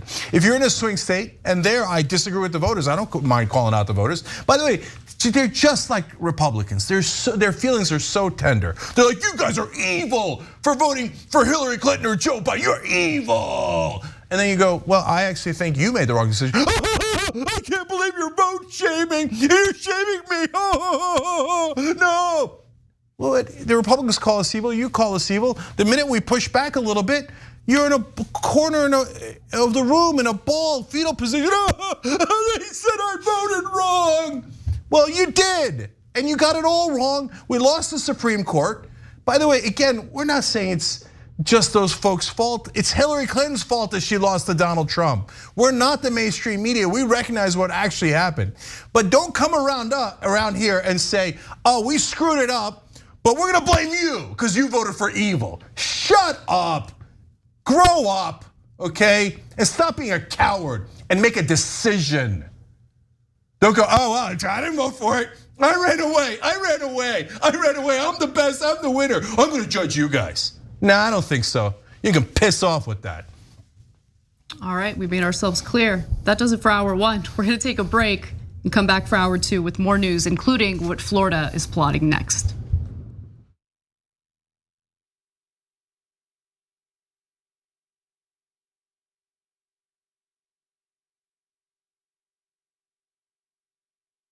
What's happening? I'm Rashad Richey, host of Indisputable with Dr. Rashad Richey right here on TYT. Let me tell you what we do on Indisputable. We go beyond the headline. We make sure that you know the full context of the story. And we also highlight issues that are important to the everyday person. We're talking about criminal justice reform. We're talking about the climate. We're talking about what's happening right in your local community. We also highlight very important issues that are affecting all of us, like the economy, jobs, and we engage in transparent debates with people who may not think like me. We're living in a current social atmosphere where opinions are represented as facts and lies are represented as truth. Make sure you tune in to Indisputable with Dr. Rashad Richey, Monday through Friday, 2:30 p.m. Eastern Time, 11:30 a.m. Pacific Time. Hi, I'm John, and I'm new to TikTok, but about 3 years ago, I started my daily political news show, The Damage Report, because I noticed this trend where every morning I was waking up to this tsunami of news that was just generally dreadful and horrifying and shocking, and I thought that if I could spend my time helping people to navigate this, serving as a bit of a life raft, pointing out which news is important and why, there are worse ways to spend your day. We're not an average news show, and we don't want our TikTok presence to be average either, so feel free to let us know what you'd like us to do on the platform, and maybe give us a follow at The Damage Report. All right, Amazon Prime members, here's how you can subscribe for free on Twitch. Start by linking your Amazon Prime account to your Twitch account, and then click that little subscribe or resubscribe button below the stream on Twitch. Scroll down and select the subscribe free with Prime button, and then you're finished. Close out immediately and share your little subscription alert with the chat. Send a cute message along with it, and bathe in the sweet, twitchy, Bezos-funded love. Hashtag Bezos Bucks.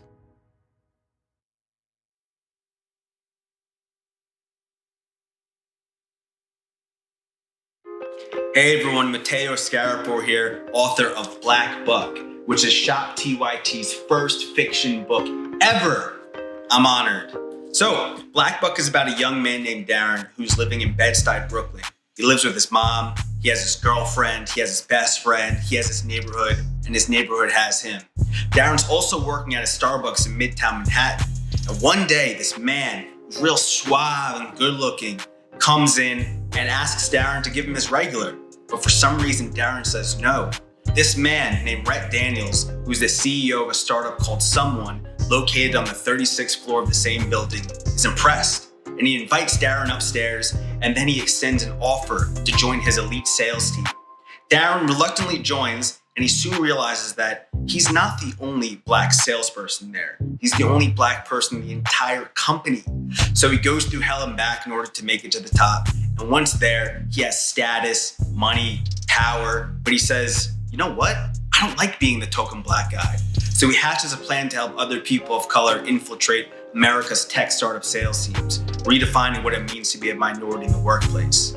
This book, definitely, if you couldn't tell, touches on many things that are relevant to this moment that we're all living in right now. But it's also connected to the many moments in history that have come before today. I hope that you read it. I hope that you enjoy it. And if you want to order a copy, go to shoptyt.com. Thank you, be well, and happy 2021.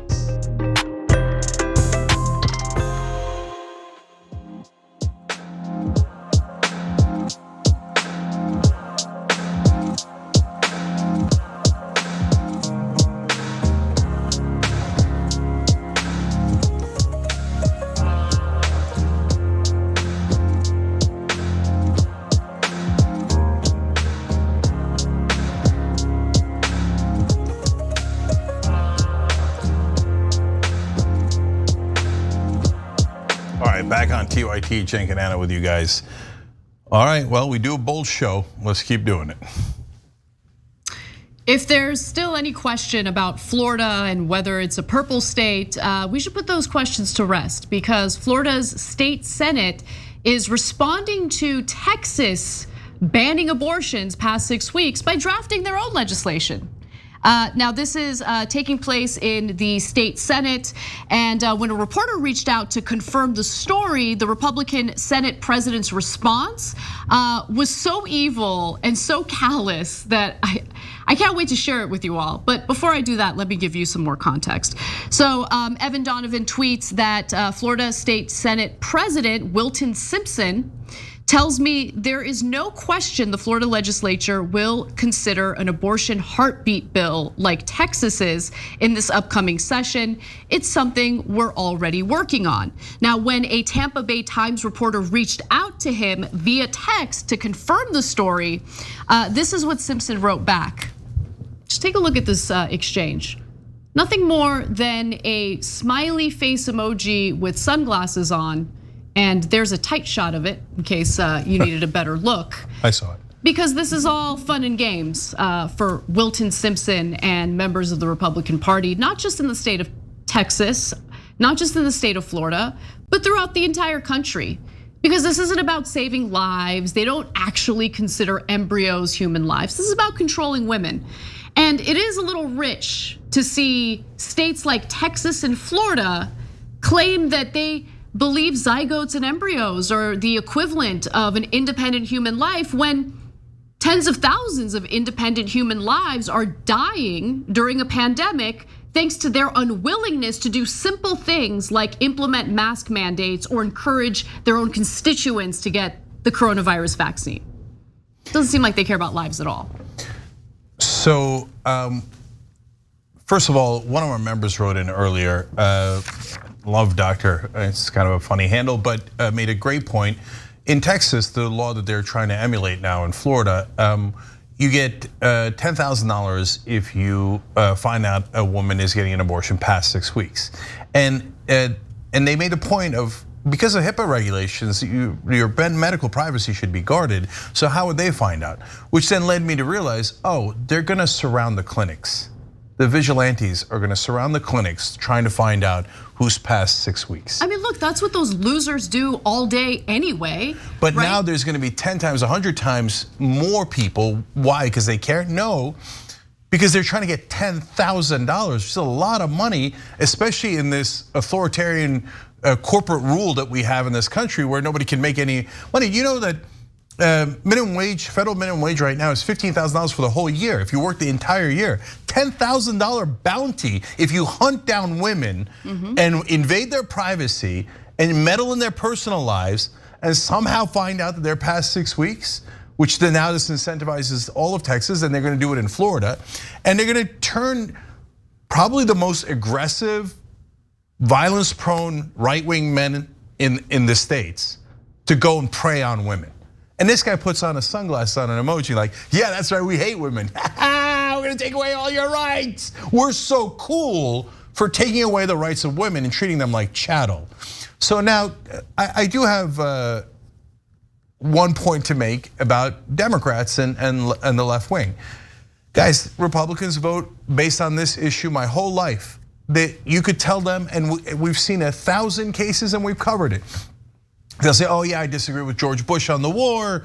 Oh my God, they're wrong about this, they're wrong about that. Yes, I wish my wages would be higher. Yes, I'm in a union and I wish they supported the union. But despite all that abortion, that's it, I'm voting Republican, right? And Democratic voters, or ones leaning towards Democrats, are like, well, I don't know, I'm gonna be sophisticated. They're not really gonna take away Roe v. Wade. They're not gonna take away my rights. I'm not gonna vote based on that issue. Polling indicates that the country is about 70% pro-choice. If the pro-choice voters voted the same way that the anti-choice voters voted, we'd win in landslides, and there would be no Republican-led legislatures in Florida or in Texas. But instead, people go, oh no, right-wingers don't actually mean their hatred. They're not gonna actually take away our rights. Well, you were wrong, they are. Yeah, and not only is it taking away our rights in terms of female reproductive rights, this right-wing conservative Supreme Court is very likely to strike down any types of, legislative wins we might have in the name of protecting corporate interests. That's the whole, like, what people don't get is this has been a decades-long project for the right wing, okay? They have patiently, but consistently worked toward this very day, where we have a right-wing conservative Supreme Court that is likely to, yes, uphold restrictive laws regarding, women's reproductive rights, but also, I mean, I'm terrified of what comes next in terms of protecting corporate interests. What if we succeed in getting Medicare for all passed, and you think it's not going to be challenged by right-wingers? You think it's not going to make its way to the Supreme Court at some point? If we make that monumental, progress like possible. And I don't know what's gonna happen, but this is an issue we're gonna deal with for the rest of our lives. And either we're gonna have to pack the courts, reform the Supreme Court, and we see how Democrats operate. Like, what's the likelihood of that happening? No, none, zero. Anyway. So, Supreme Court, conservative, for the rest of a lot of our lives, a lot of us will pass away before the court ever turns back to neutral or the left. And that's what was brought to you by folks who thought it was no big deal. Oh, the courts, that's not a big deal. But also the establishment Democrats that blew it. They lost to Donald Trump, a guy with an IQ barely above 70. They lost to that guy.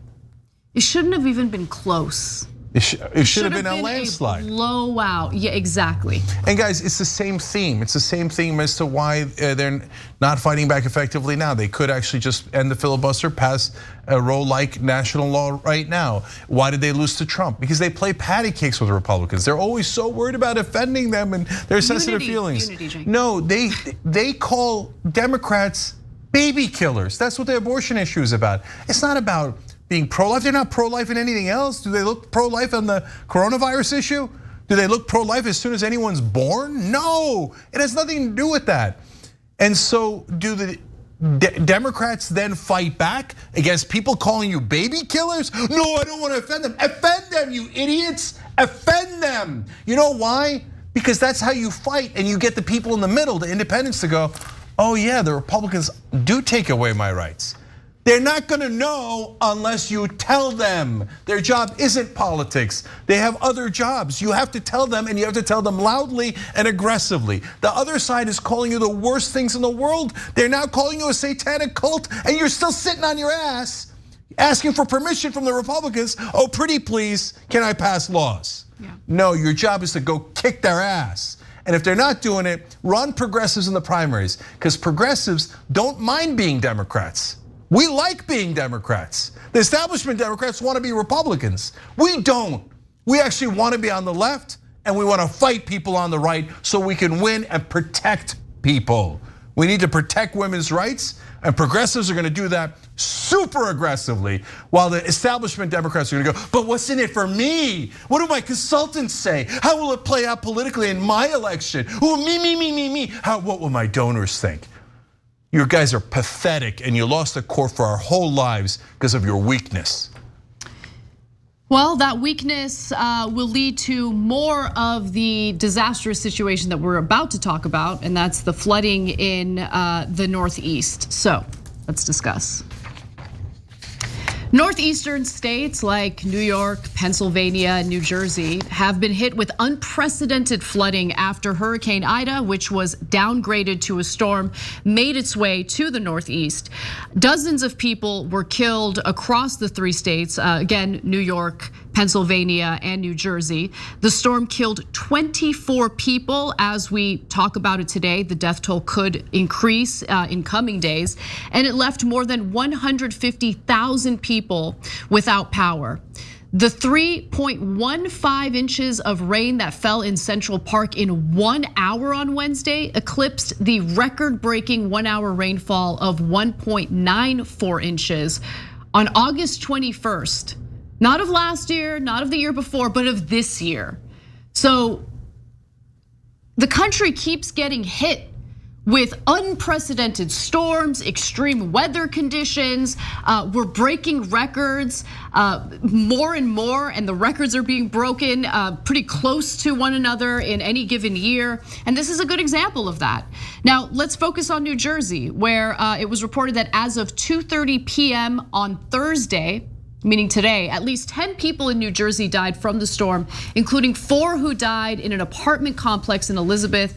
The dead include a married couple in their 70s, their 38-year-old son, and a 33-year-old female neighbor. In Middlesex County, a man died when he was swept into a 36-inch storm sewer pipe. Also, some 600 Elizabeth residents are now homeless because of the storm. More than 60,000 people remained without power as of midday Thursday. And one more bit of information, and then we'll go to some of the devastating videos and images of what happened. The rain broke records set just 11 days before by Tropical Storm Henry, underscoring warnings from climate scientists about a new normal and a warmed planet, on a warmed planet. Hotter air holds more water and allows storms to gather strength more quickly and grow even larger. So we'll go to those videos in just a second, but Cenk, I mean, you're from New Jersey. Yeah, actually one of the guys you mentioned there, a friend of mine knew. I found out this morning that he had passed away, and climate change isn't coming, it's here. It just killed someone we know. And so they used to call them 1,000-year storms. Well, they're now happening, they're now bi-weekly storms. So record after record after record, record heat, record drought, record hurricanes, record tornadoes in New Jersey. There's tornadoes in New Jersey, that's unprecedented, unbelievable. But now nothing is unprecedented because we're smack dab in the middle of climate change, and it's one disaster after another, literally. And I remember when Inconvenient Truth came out, and all the right wing, aided and abetted by the mainstream media, were like, Al Gore thinks New York's gonna be flooded. In our lifetime, New York's not gonna be flooded. Let's go to the videos. All right, let's go to D1.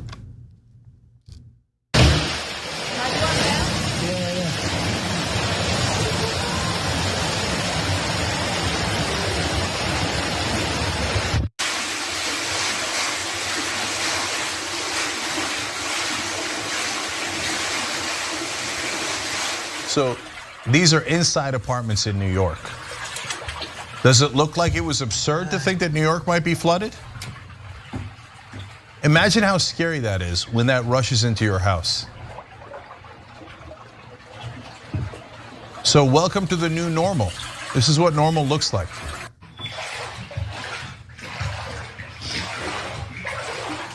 When the water is rushing through the house initially, do you have any idea how scared you'd be? Oh, I'd be terrified. I mean, I'm not even there, and it's terrifying watching these videos.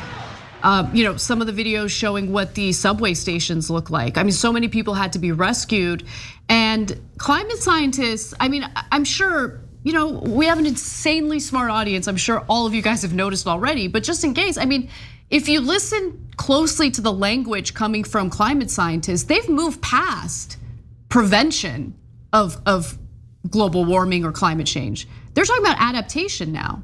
Yeah. That's it, like it's here, it's here. And the question is, are we going to allow it to get worse? And the answer from Democratic senators like Joe Manchin is, yeah, I would like it to get worse. Now, what do I mean by that?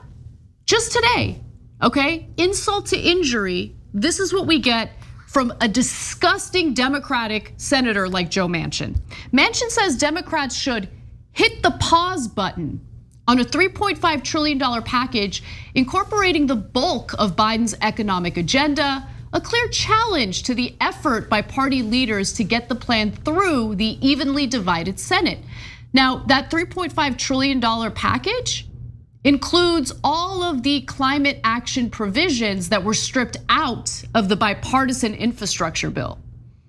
It includes all the necessary funding for the infrastructure projects that we need that were stripped out of the infrastructure bill. So whether it be climate action or much needed improvements on our infrastructure, Joe Manchin, a Democratic senator is telling the American people on a day as northeastern states are flooded, you guys can go ahead and buzz off. I would like to halt on this because my billionaire donors don't like that their taxes are gonna go up. They're enjoying their tax cuts. Hell, he loves his tax cuts. He's incredibly wealthy. He's got his own business interests. It's so shameful. This is a Democratic Party. And this is it. This is what we're dealing with. People like Manchin, Sinema, Warner, all of those Democratic senators who stand in the way of progress, even as they watch their own constituents die in these floods. Yeah, so the Democratic Party is gonna decide its fate soon.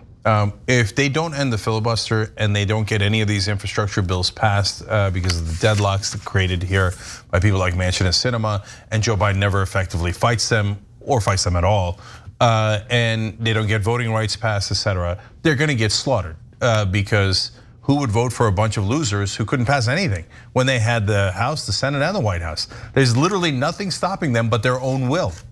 And they're saying, we don't want to pass any of these things that we promised you guys. And so we respect the Republicans more because we need their permission. That's why we're keeping the filibuster. We respect dead senators more because they created a loophole. That's just a Senate rule. It's not in the Constitution. It's not any other law. It's just a little bureaucratic glitch. We respect that more than all women, than climate change, than voter rights, and all of these issues. Well, who would vote for such losers? And so that's what they're on the path to do now. And we're gonna find out, is Joe Biden a real leader or is he not? And look, give him credit on Afghanistan, no matter how much heat he took. He was like, no, I'm withdrawing, and I meant it. So is it possible? There's some chance that he gets his dander up and he says no more malarkey. And, yeah, get that dander up. And by the way, Joe, what are you waiting for? I mean, you're gonna have many other terms? Like, this is it. You're the president of the United States. This is what you'll be judged on. Either you're gonna take bold action here and you will get tremendous credit for it, or you'll take no action and history will view you as an impotent, ineffectual, non-leader who asked for Mitch McConnell's permission for the entire time he was president, was shocked to find out he didn't get it, and accomplished absolutely nothing. So that's where we are now. Climate, look guys, in 2015, I told you, I met some wealthy folks. They were already buying farmland in places where they thought there was the most water, because they thought it's already too late and climate change is going to overrun us, and the most valuable thing on earth is going to be the farmland. They started buying it years ago. So now Democrats are like, I don't know. On the other hand, what does the parliamentarian think? You gotta be kidding me, man. They're gonna look back at us in history, if there is a future, and they're gonna say, all of the scientists told you it was gonna happen, then it did happen, and there was nonstop, literally disasters everywhere. Remember, the footage we showed you is not of Louisiana. That was just a couple of days ago. Now it's New York, and before it was Miami, and before that it was the raging fires in California. And they're happening right now. The raging fires in California are still raging. Yeah, you guys had a rolling apocalypse, but you didn't do anything because of oil executives' profits? You were worried about the profits of a couple of incredibly wealthy men and the politicians that they bribe? So you didn't do anything about this? They're gonna show this video and they're gonna say, what part of this was hard to understand? The water is coming. Look at it, it's taken over the largest city in the country.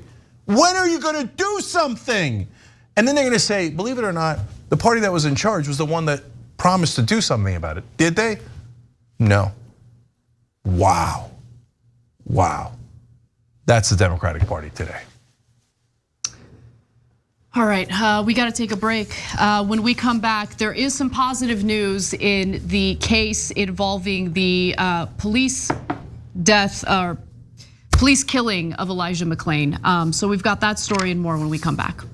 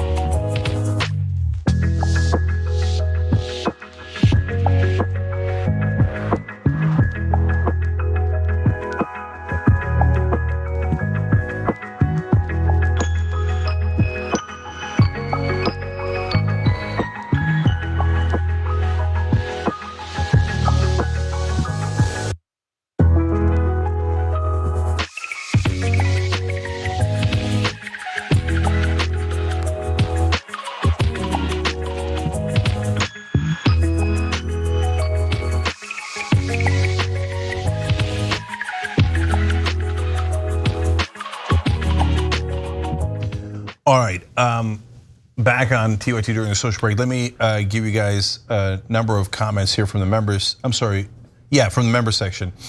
Michelle wrote in, the Supreme Court is the only reason I voted for Hillary, that and Trump being an idiot. Well, Michelle, I'm right there with you. Exactly. And those were the reasons why. And unfortunately, some people didn't agree. Trump won, and the rest is history. Karen Shea says, Cenk, you just gave me hope. If this bill in Texas pisses off enough pro-choice Republicans, enough pro-choice people, Republicans will not be reelected. Cross your fingers, but our side generally is pretty apathetic. And that's part of what we're trying to fix here, Karen, and you're part of that fix, which is don't be apathetic. You actually can win if you fight back, and certainly voting is a giant part of how you fight back. Shadowhawk wrote in, every day we've seen one more catastrophe. Every day TYT reports it, and every day the people in power don't listen. Yeah, that's about right. Yep, 20 straight years now. Perpendicular Time says they were already surrounding the clinics at midnight when the law went into effect.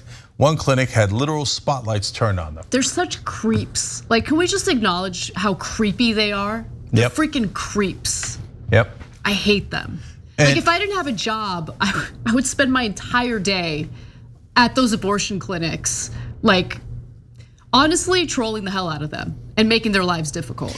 Okay, well then you're putting spotlights on women in their most intimate moments. Okay, how about we bring a spotlight to your house and we shine it inside? Well, who are you having sex with? Oh, you're not having sex. Oh, you're just having sex with yourself. Hey, that's onanism. Oh, you're breaking biblical law. We hate you. Hey, everybody, look at this guy. Ha ha ha ha.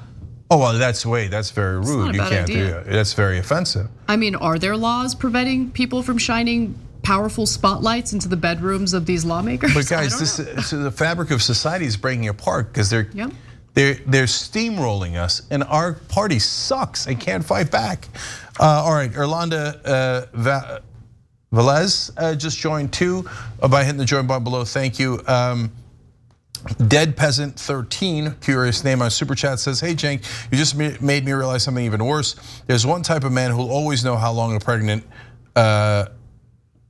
woman was pregnant through rape, and a rapist who can then charge their victim.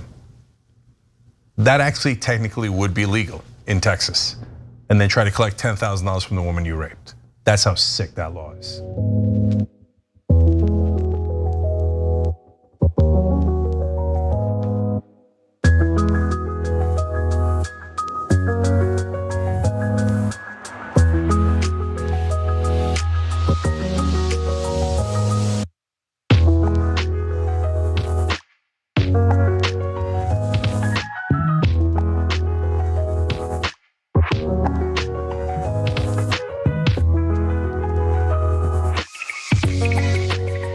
Back on TYT, Cenk and Anna with you guys. More news. We do have a little bit of good news. A Colorado grand jury has indicted the police officers and the paramedics in the 2019 death of 23-year-old Elijah McClain. This was a case that was really forgotten about until the Black Lives Matter protests took place in the summer of 2020. That's when it hit the spotlight, and the grand jury has just decided to indict some of the individuals involved in the death of McClain. Aurora police officers Randy Rodema, Nathan Woodyard, former police officer Jason Rosenblatt, and Aurora fire rescue paramedics Jeremy Cooper and Peter Sikchunik, I'm probably not pronouncing that correctly, were each indicted on charges of manslaughter and criminally negligent homicide as part of a 32-count indictment. By the way, in addition, Rodema and Rosenblatt were each indicted on 1 count of assault and 1 count of crime of violence, and Cooper and the other were each indicted on 3 counts of assault and 6 counts of crime of violence. So this means that they're going to face trial, and we'll see if they're brought to justice. But for those of you who might have forgotten what this case was, because there are so many cases of people essentially dying at the hands of police. You know, 23-year-old McClain was at a convenience store. He was purchasing items. He paid for his items. He was wearing a ski mask while he was doing so, and someone called the cops on him.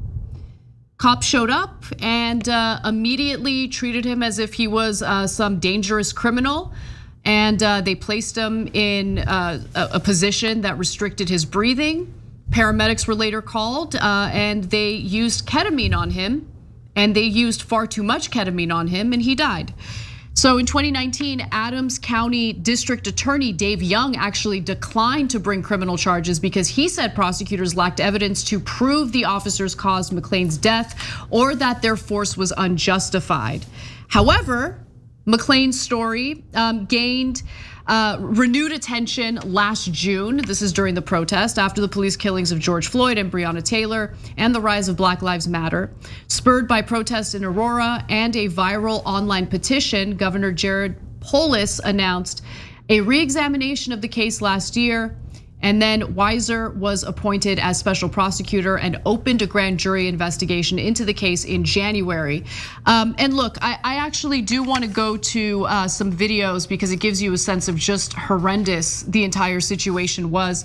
Let's go to the first video, which is an ABC News report detailing McClain's death. The family's attorney says McClain was walking home after buying iced tea from a corner store when this call about a suspicious person was made to the Aurora PD in Colorado. He put his hands up. I don't know. He looks sketchy. He might be a good person or a bad person. 3 officers responded to the call. McClain is seen walking on the sidewalk when officers approach him. Stop. Stop. One officer is heard telling McClain to stop. Things escalate when McClain allegedly attempted to grab an officer's gun. The officers then subdue him to the ground and place him in a carotid control hold, a move that restricts blood flow to the brain. McClain begs for relief, even uttering those eerily too familiar words.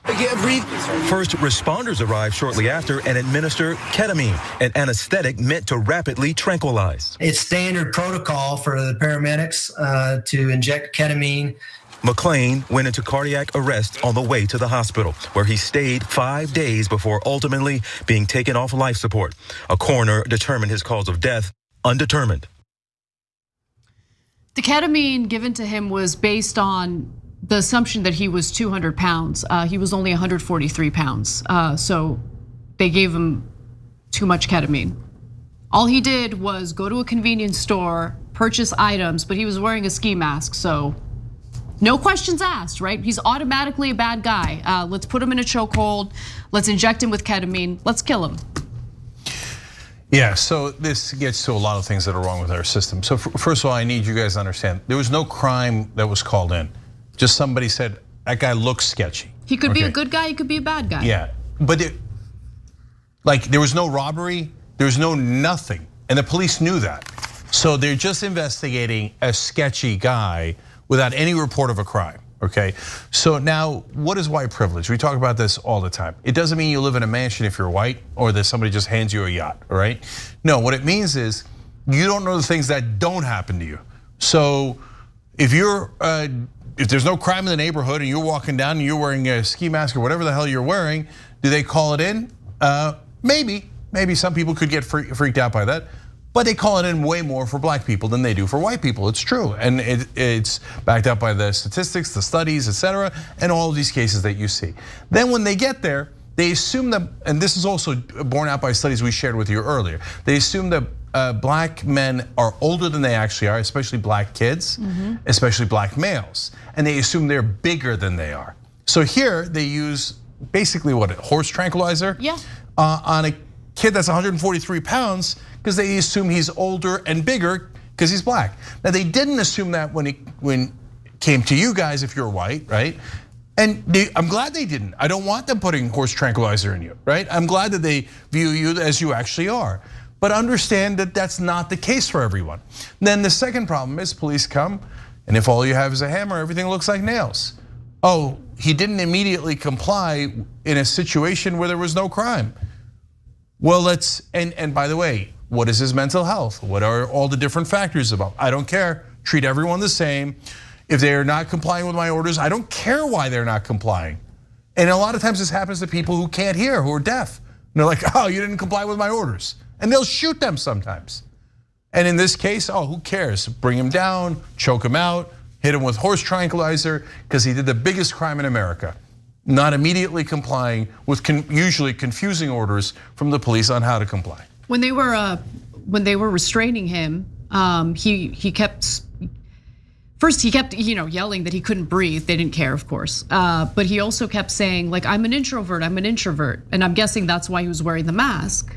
Yes. But who cares? They don't care. They don't care. They just didn't listen. They didn't ask any questions.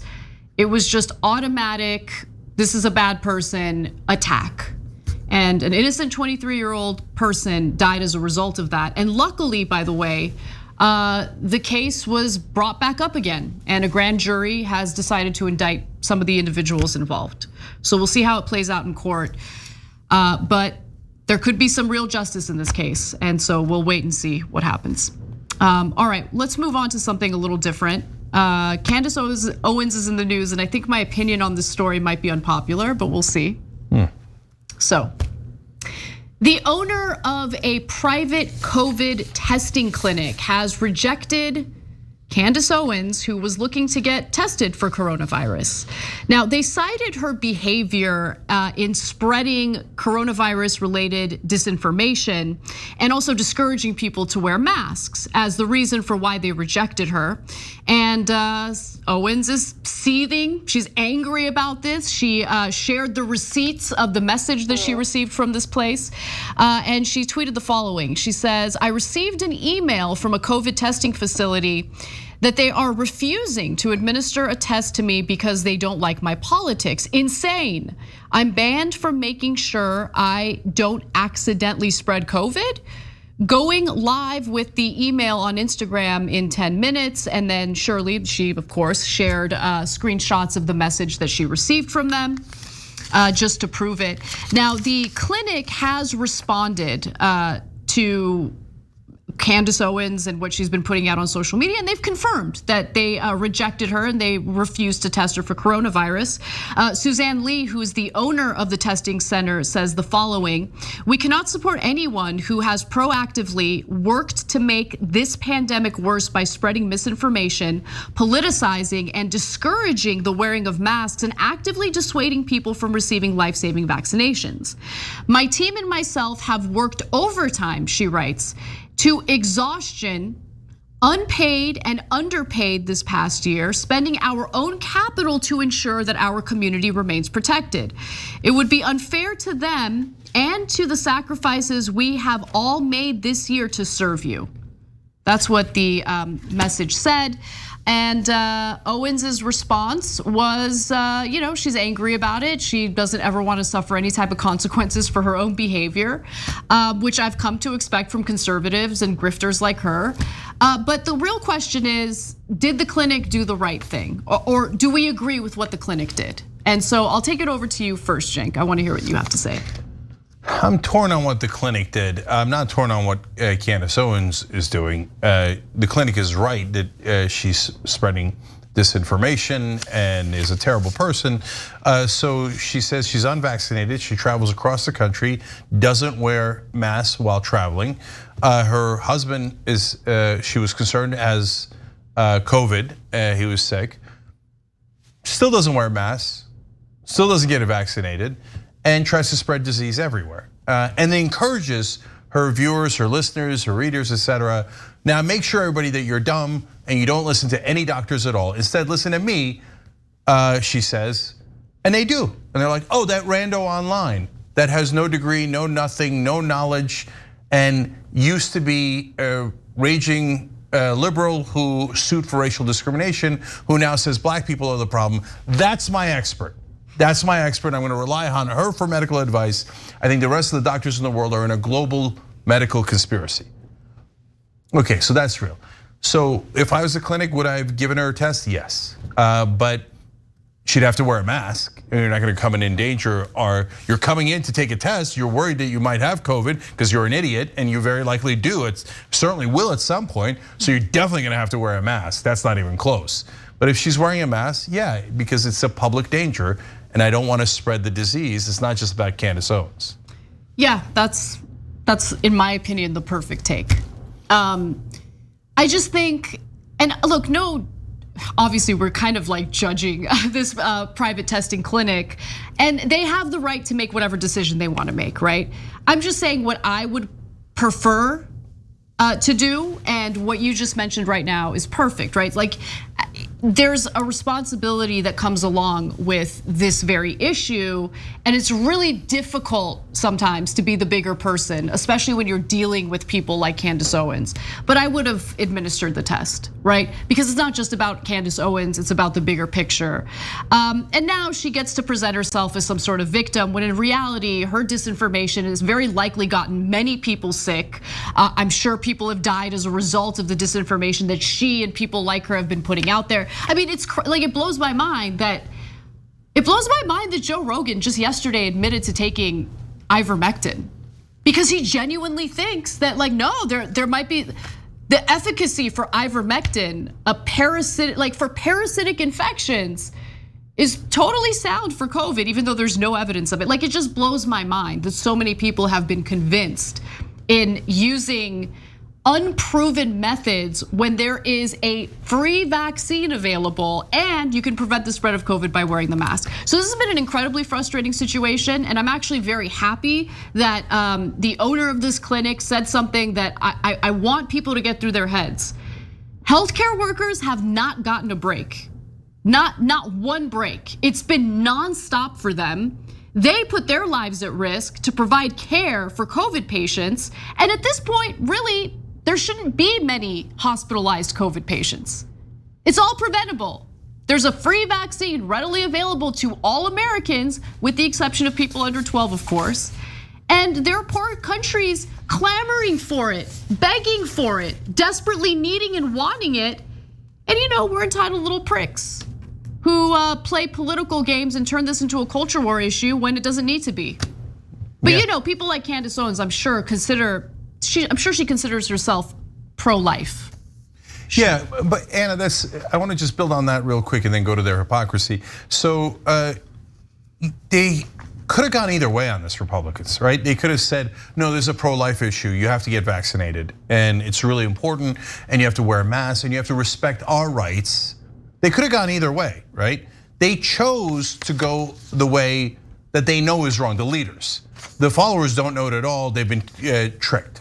And it's sad how easily they were tricked, but they're not the ones who did the fraud. People like Candace Owens are the ones who chose to do this fraud. They know there's no worldwide doctor conspiracy. They know that. They're lying to you on purpose. They chose to set up the side where they themselves would be in a death cult, and their own voters would die. What a bizarre choice. Just to do what? Own the libs. Wow. Great job. If the scientists are libs, doctors are libs, we're gonna own them by dying. Okay, whatever. So I'm not crying any tears for Candace Owens. I don't care what happens to her in particular at all. And if she then pretends to be the victim of, oh no, Cenk Uygur doesn't care what happens to me, I'm such a victim. And this clinic, I'm such a victim. Yeah. Spare us, go cry somewhere else. But I would like to point out their hypocrisy. Pete Hegseth on Fox News seemed to have two different opinions on whether people can refuse service or not refuse service, depending on which way their politics was. Let's watch. What does it say about the left that they stand in solidarity with a business that kicks out a paying customer just because of their political position? Yeah, it's a free country for now, and she's expressing a sentiment and speaking for a lot of people. And ultimately, a statement like that is a guttural scream that I love my country, I love the troops who defend it, and I don't respect those who don't and don't stand by that. So customers can make a choice, and I actually think this will lead to a lot more business for her than those that turn away. Yeah, so there you have the conservative position, which is, we don't care about principles at all. We don't mind being hypocrites, because this isn't about what's fair or right or just. This is about power. So if you kick one of us out, how dare you, we're the victims. Don't you ever do anything against us. Oh, you guys will kick you out all day long. Who cares? I wouldn't give a goddamn about your rights. No, you didn't agree with us, so you should be out in the streets. We're principled, you saw it. We stay consistent. Those guys don't care about what's right at all. They just care about power. Yep. All right, when we come back from the break, I will tell you guys which story should we do, Trump? Yeah, we got to do Trump because he's so salty and it's hilarious, but he's really also actually slightly right about something. We're fairest show in America here. And then there is a thing called semen terrorism, apparently. And we might have time, we likely won't, but our bonus episode, we will definitely cover that story if we don't get to it in the main show. So you should become a member. Click on that join button or go to tyt.com/join. You don't want to miss the fun in our bonus episode today. We'll be right back.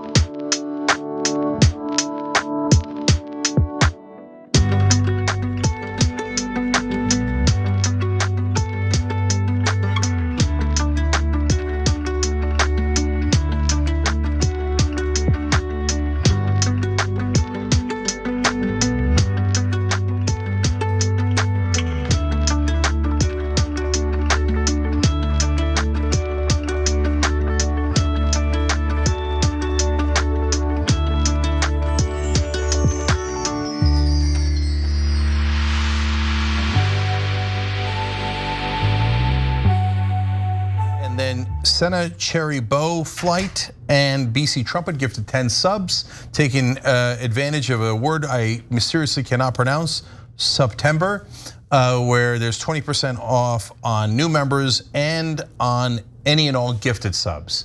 On Twitch, and Daisy Dragon gifted 5 subs, and so did Sir Chessie. Imitation Agent gifted 2 subs, T. Bartimus gifted a sub, and Dave Schmidt gifted 4. Caper Dragon said, love TYT, please don't call me an American hero though, Cenk. This hero is Canadian. Indeed, thank you to all the Canadian heroes out there who also help us get the progressive message out and fight for change. Rev Light just joined us on YouTube. Thank you, hit that join button and join them. Now, this is an important story also from Canada.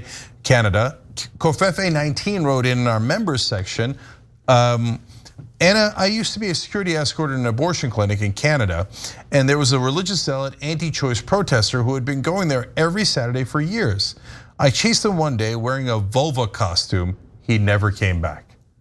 Oh my God, that is hilarious. Wait, he was wearing a vulva costume? Yeah, but I think like the story's slightly confusing. COVID-19 right back in, you were wearing the vulva costume, right? And that's what freaked him out? At first I thought he was wearing the vulva costume. But either way, I love that you chased him out. Yeah, okay, awesome. But right back in and tell us. And thank you for being a member. All right, speaking of that, I want to celebrate the community. This is really great. So if you've been with TYT for a while, you know that we love doing the show with you guys. And so we want to highlight members of the community. So we started doing that at tyt.com/community. We're interviewing some of the members and then we're putting it up. And so build up your profiles there. And one of the interviews that Allison Hartson just interviewed was Dana Manning. I've met her too. She's a TYT Army volunteer. She's a litigation specialist who focuses on medical malpractice. And she spoke about her journey with TYT and her experience fighting for Medicare for all. I love that. So when you go to tyt.com/community, you can both watch the interview of Dana and build your own profile and get to know each other. And so I want to know about you guys. I read your comments every day. I want to, if I can, see who you guys are. I love that background, but also you get to know each other. So tyt.com/community, please take advantage of that. Tomorrow we got a Friday Power Panel, of course, with John, JR, Adrian Lawrence, and Ravana's back. So it's going to be really fun. And then coming up tonight after the bonus episode at 8:30 p.m., Deep Dive with Jordan Ewell. And his guest is Adelina Sabrina, and she's great. She's been with us before. She's very helpful. So make sure you're checking that out at twitch.tv/TYT. And Tom Tilday just joined by hitting the join button below. Thank you, Tom. We'll be back.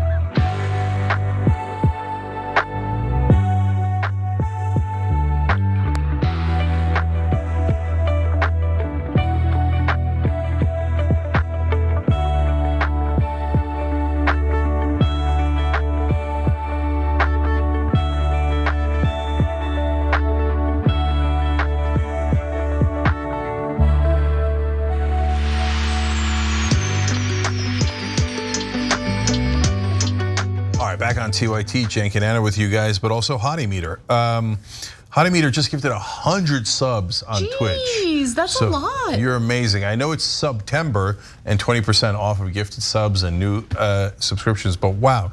And then decided, it's not enough. And gifted another 100 subs. What? I mean, you want to talk about Hundos from Hottie Meter. I love it. Now that's a meter that's actually Hottie. It goes to 11. Oh, that's awesome. The first set was for Cenk, they wrote in, and the second was for Anna. Thank you. All right, you're awesome, Hottie Meter. We appreciate it. We love our audience. We love you guys. That's why we do the show with you. All right, Casper. Donald Trump has some thoughts on Governor Ron DeSantis of Florida. But before I get to that, let me share his thoughts on Nikki Haley, who he had a friendly relationship with during his administration, but has now changed his tune on her. Now, this is based on reporting in Vanity Fair. And first, his prospects of running. Is he planning on running in 2024? He hasn't really committed to it yet. However, a close confidant of his told Vanity Fair, knowing Trump, he'll dangle it right up to the New Hampshire primary filing deadline. So look, I think he's gonna run. He loves the limelight, he loves the spotlight. He's already doing rallies. I mean, that's like his favorite part about running. He loves to, do these rallies and be in front of people. So I think he's gonna do it, but we'll see. Now, in regard to Nikki Haley, here's what he had to say. Well, every time she criticizes me, she uncriticizes me about 15 minutes later. I guess she gets the base. And you know what? He's right about that. He is. Yeah. So look, we're the fairest show in America. So we're not hiding what we think. Can't stand Donald Trump. Worst of the worst. But facts matter because it isn't about Donald Trump, it's about you guys. We have to be honest with you. So that is exactly what Nikki Haley does. So she'll criticize Donald Trump, be like, I can't believe he did that. That besmirches things, right? And she's like, donors, send me the money, y'all, right? It's like Trump's against war. He's not really, but in the times that he says it, Nikki Haley's like, that is outrageous. I love war. Send me the money, right? So Lockheed Martin, Raytheon, they shower her with money. And then the base gets super pissed and she realizes, I'm gonna lose.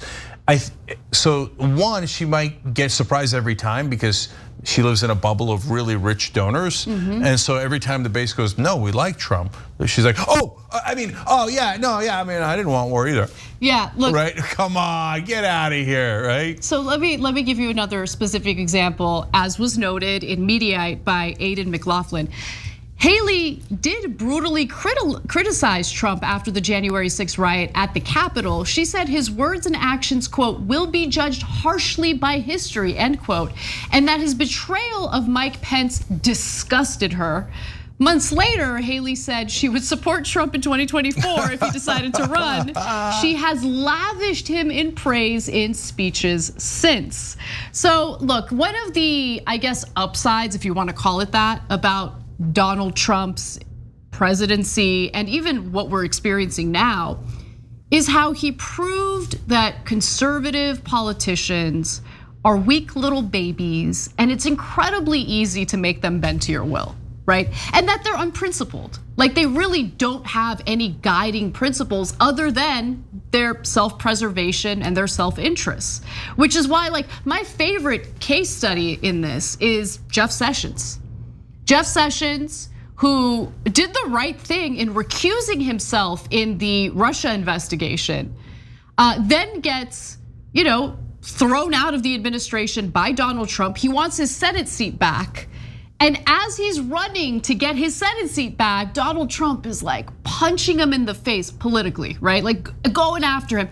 And Sessions has no choice but to avoid fighting back because the Republican base loves Trump so much. And remember, Jeff Sessions was actually a wildly popular senator.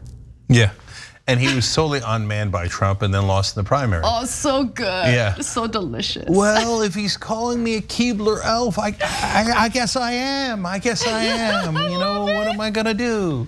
He's unhappy with his attorney general. Okay. I'm disappointed. Disappointed, that's what it was. Okay, so on Nikki Haley, just real quick, she said history will judge him harshly. Apparently history was a couple of months. Because a couple of months later, harsh. Did I say harsh? I don't mean harsh. I mean like he's wonderful. I mean, what do I kiss this ring? Ring? Good. I'll take ring. Okay. There's a second possibility as to why she's doing that, because she's a greasy politician. She's exactly the kind of politician the mainstream media loves. Total fake liar. Okay. They praise her to no end. They're good Republicans like Nikki Haley. She's such a professional liar, right? So she might be talking out of both sides of her mouth. So if she runs, she can go to the donors and go, hey, remember when I said Trump would be judged harshly? And remember mainstream media, I said a couple of things about tweaking Donald Trump. I'm a tweaker. I tweaked Donald Trump, right? And then she'll go to the base and go, no way, are you kidding me? You remember when I kissed his ass? Both cheeks, I did both cheeks. Okay, and she'll have quotes from both, because she's greasy and a liar. You get that? She's a tweaker.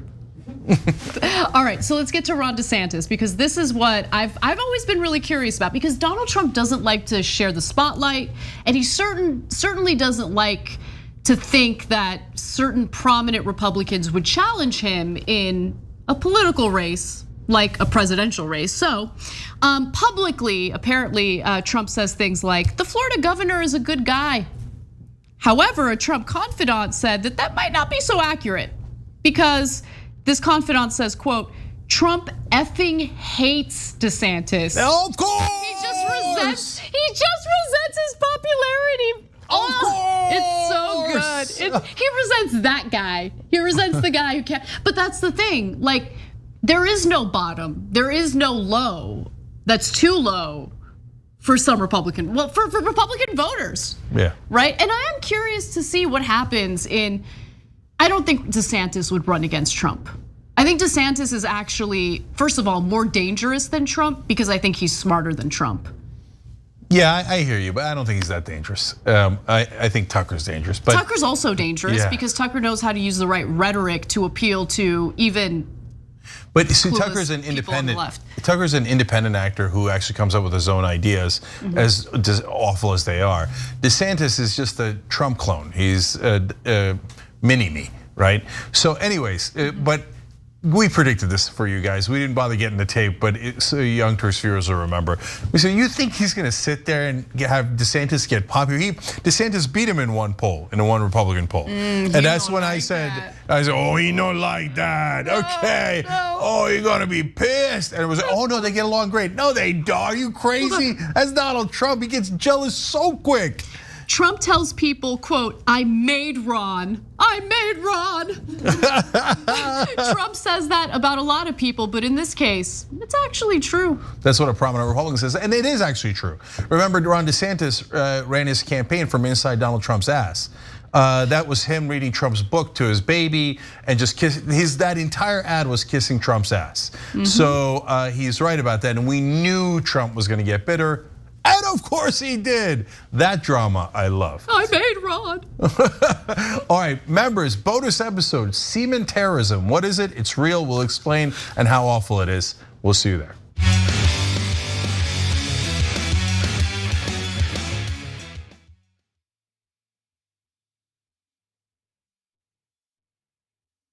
You're about to watch some behind the scenes footage of the Young Turks. Ooh. Now these are partial videos. If you want to get all of them, you become a member, go to tyt.com/join, and you'll get all the behind the scenes of me, Anna, John, JR, a little bit reality show like. tyt.com/join and enjoy this. You know what you're seeing behind me? Jersey, hold. Watch me flip this camera. However I flip it. Do I flip it like this? No, I just took a picture. I'm bitzing right now. What? Behind the scenes. Oh, okay. For members? I don't have my face on. She doesn't have her face on, folks. Oh, that's JR's ass right there. You can't take 5 minutes off, can you? No, I can't, Johnny. Bye. I said it was live stream, but I was lying. It's not a live stream. It's just for members. Bitsy, this is my cat. You know what his name is? Kiki Cat. Animals are innocent. Control room and the insanity is obviously there. Right now, as you can see, I'm directing or tech directing. I'm so happy to be here. This is what like a Labor Day beard looks like for Cenk. Man, you're a Young Turks viewer if you recognize me like this.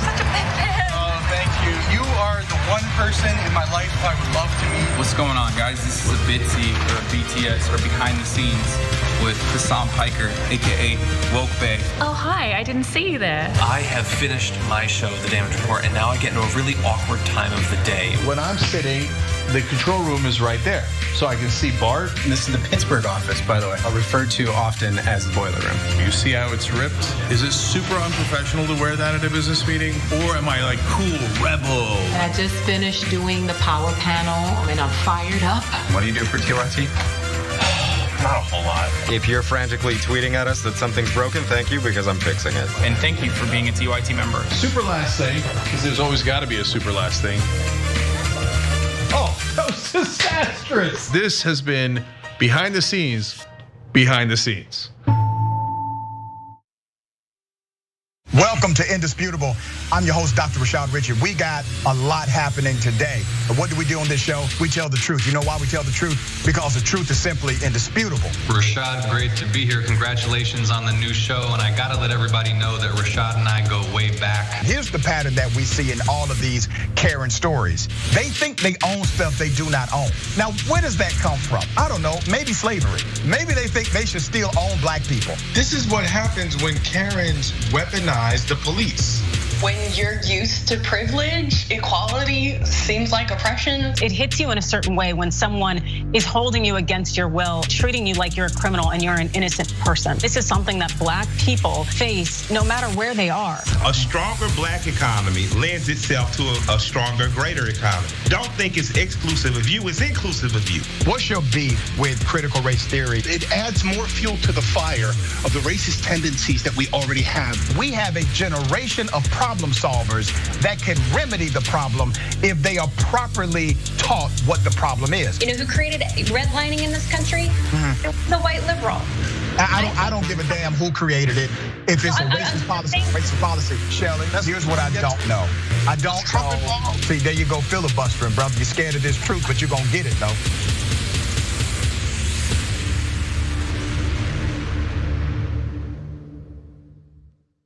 Climate is changing fundamentally, extremely, and non-linearly. It's becoming worse now. It's not when the levees burst that is the problem. It's in the anticipation of that. So I hope every human being is safe. And by human beings, I do not include multinational corporations, especially the ones that started climate change in the first place. What we're currently doing right now in cutting emissions is clearly not enough. There will be ramifications to what Trump is doing. I don't want people to suffer, but I feel like there's gonna be a lot of suffering because we have an imbecile as our leader.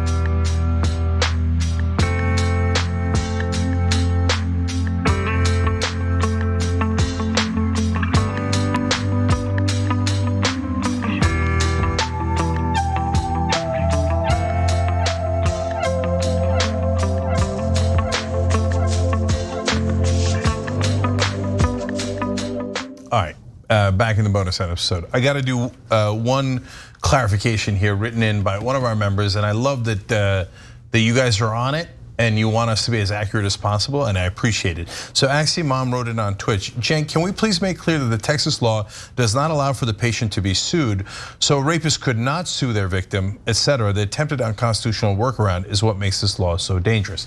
Thank you for pointing that out. I think I implied in a couple of areas that they were like that they, I don't think I said they could sue them, but in that rape case I might have, right? But they're going after the women to find out if they're pregnant for longer than 6 weeks. That's why they're invading their privacy, doing the spotlights, etc. But they're actually suing the clinic. And so I should be clearer about that. I love that you care about the facts about enough to correct us. That's how we do the show together. It's not, and by the way, the woman can't be sued, but the clinic can be sued.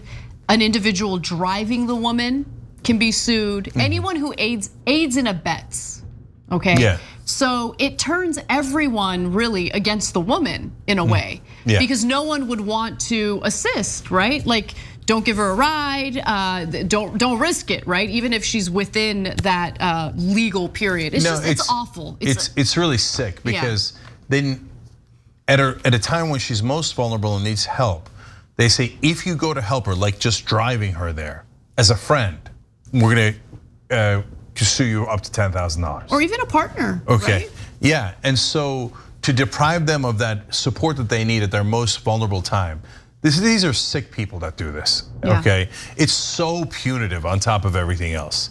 But thank you anyway for the clarification. By the way, earlier in the show, we talked about how some people just will never admit when they're wrong. Like, oh no, it was a great idea to not vote for Hillary Clinton so that Donald Trump could win. The Supreme Court doesn't matter. Doesn't matter. I still think it doesn't matter. It's okay. We say, hey, you know what? It turns out they did have put 3 justices in there, and it did make a difference. That sucks, and maybe you didn't change your mind about how to vote, right? But you can acknowledge that that sucks, and it did happen. Nope. Exactly. It's about my ego. I can't acknowledge it. Whereas when you guys make a great point like this, we're happy to bring that to the audience. Because it isn't about us, it's about you guys and the information that you're getting. Exactly, yeah. Yeah, and look, I'm gonna say one final thing about that. That's why I respect you so much, Cenk, because you will not only admit you're wrong, but a Uyghur always pays his debts. So when you make a bad bet and you lose very publicly, not only will you own up to it, but you pay your debts and your bets. Yeah, so. Guys, it's not that hard. Like, facts are facts. Yeah, exactly. Like, oh, no, I think Trump did leave office. What are you gonna, like, no, it's okay. By the way, we're all human, we make mistakes. It's not that big a deal. What's a problem is if you don't fix your mistakes. Or you don't fix your mistakes and then you like engage in like this self-righteous garbage online. Like that's the part that annoys me. Where you go around like mocking others for voting their conscience, right? We definitely covered that earlier. I know. Like I'm gonna let Corner of the room, fetal position. Okay, all right. Let's go. Okay. What is semen terrorism? Let's talk about it. Unfortunately, or fortunately, depending on how you feel about this story. So, in South Korea, women have been retaliated against by men who use literal semen and other bodily fluids if women have rejected their advances, okay? But the problem is the way that these cases get prosecuted has more to do with property damage as opposed to the sexual violence that this really falls under. So South Korean women are now dealing with this strange yet serious problem. People in South Korea are referring to it as semen terrorism, but I don't know. I feel like that phrasing almost makes it sound like it's a joke, but it's not. So let me give you the details. So semen terrorism is the act of ejaculating and in some cases urinating on women's possessions. In some accounts, suspects were accused of delivering their semen to women in containers. Spy cams, cameras secretly installed to film women in public toilets and even their homes are a big problem in South Korea. So these crimes are treated pretty lightly, and that's the issue here. That's the heart of this problem. Here are some pretty awful examples. In a court case just last year, a man was merely fined after he was found to have ejaculated 6 times into a coffee tumbler belonging to a female colleague. The court ruled that the man's actions ruined the tumbler. They were more concerned about the tumbler. But that wasn't the only case. There are more examples. Here's another one. In 2019, a graduate student was jailed for 3 years on the charge of attempted injury for spiking a woman's coffee 54 times with a mix of semen, phlegm, laxatives, and aphrodisiacs, whatever that means, in revenge for rebuffing his sexual advances. But he was initially charged with property damage. And then just to give you one more example, because this isn't made up, this is apparently a common thing. In 2018, Women's News reported on the case of a man who put a condom containing his semen into a woman's bag in Seoul, in a Seoul subway station. He was charged with property damage. Like they keep charging these guys with property. Like who cares about the property? Who cares about the property? What they're doing is it's a form of sexual misconduct. It's disgusting, and it should be considered a sexual misconduct situation, not a property damage situation. But I will say, look, I don't want South Koreans to think we're picking on them. This is honestly the kind of culture that we see all over the place. And yes, we see it in the United States as well. I mean, Texas just implemented a law that forces women to bring their pregnancy to term even if they've been raped and they conceived through that rape. Okay, essentially punishing the woman after she has experienced a serious crime, has been the victim of a serious sexual crime. Yeah, so look, in the old days, men ruled through, let's be honest, violence. And so there wasn't a vote or anything like that. If there was disagreement, just a generation ago, it still exists today, and definitely 2 generations ago, it was very common. If there was a disagreement, the man would literally slap or punch the woman and end the disagreement. And so we're trying to end that barbaric culture, but there's remnants of it, and where there's this presumption that men should rule. And when women are asking for equality, that they're somehow taking something away from men. And that's part of the story in South Korea. And there's great resentment, they explain, among men, that all of a sudden we have to treat women as equal. And now they get to reject us, and it doesn't feel good. And so this is a way of striking back. And the way that the law treats it lightly is a way of saying, boys are gonna be boys. Property damage. Yeah, it's the poor tumbler, the poor coffee tumbler, Jim. Yeah, it's absurd. I mean, look, even in the people fighting back, you unfortunately see. Now, this professor is explaining the system, but look at what she says here. She says, now it's easy for police to track down suspects because there's clear DNA in scene. Okay, so that's good. Now, in some of these instances, there's the coffee situation, etc. There's a woman who fell asleep on a train, and she sees a guy eyeing her, but then she falls asleep, and then she wakes up, and she sees something on her backpack, and apparently he had done it while she was sleeping. There's another guy stalks a girl in college, who gets into her room, and leaves it inside her bed, okay? Now, but I give you that as a prelude to the next part of her quote. The professor said, it's hard to prove that an act was done intentionally, especially when a suspect can make excuses that they didn't have the intention. I mean, what do you mean? Sometimes that does accidentally happen, you know. Sometimes the guy just whips it out of nowhere and decides to ejaculate on someone's backpack. It happens all the time. On a public train. Oops, did I do that again? Or, there's someone's coffee mug. I didn't intend to, but what, were you masturbating in the general vicinity and it happened to get in the coffee? What do you mean you didn't intend it? It doesn't make any sense. But I give you that because that's a good professor. She's trying to do the right thing and get past this. But the mindset in culture in Korea in this particular instance is so heavily set that they're having a legitimate debate as to whether it's intentional or not intentional. Which is, of course, when you look at it from the outside, absurd. It's just excuses for the men who are engaging in abhorrent behavior. But Anna's right, it happens all across the world. And everybody's got different excuses. Here, we took away women's rights. Why? Freedom. What? That doesn't make any sense. That makes less sense than this, right? In Texas, we're free. That's why we tell the women that they've got to carry this thing inside their body for 9 months. It's not their choice, even if they were raped. And then they have to take care of it for the rest of their lives. You see how free you are? Now, to the rest of the world, that sounds insane. Have the people in Texas lost their minds? Kinda. And that's what culture can do. And in this case, we've got to get past this culture in Korea. And like the police abuse in America, you're never going to fix anything unless there are consequences. Yes, exactly. All right, let's lighten things up significantly, okay? Let's talk about something we've had this in the show, in the rundown for days now, but we haven't gotten to it. Now we get to finally do it. So these school board meetings where lunatics demand a ban on mask mandates have been difficult to deal with. However, there has been one small silver lining in Virginia, of all places, where one person decided to hijack the meeting by doing a Bart Simpson-like prank. So without further ado, here is the prank that we want to talk about. These are the board members. One of them has to read out some names. Pay attention to what the names are. Phil McCracken. Phil McCracken. Sook Mahidic.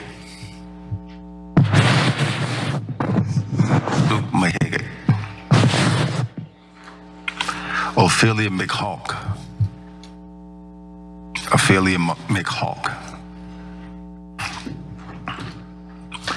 Eileen Dover.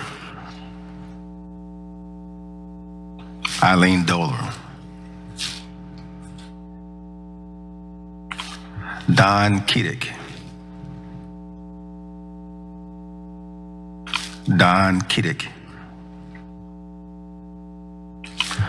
Wayne Kerr.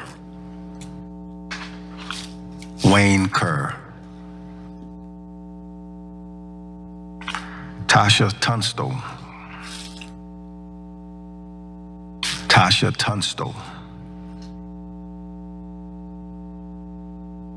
Melissa Dart.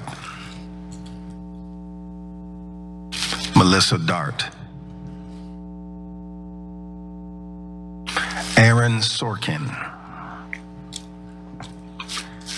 Sorkin.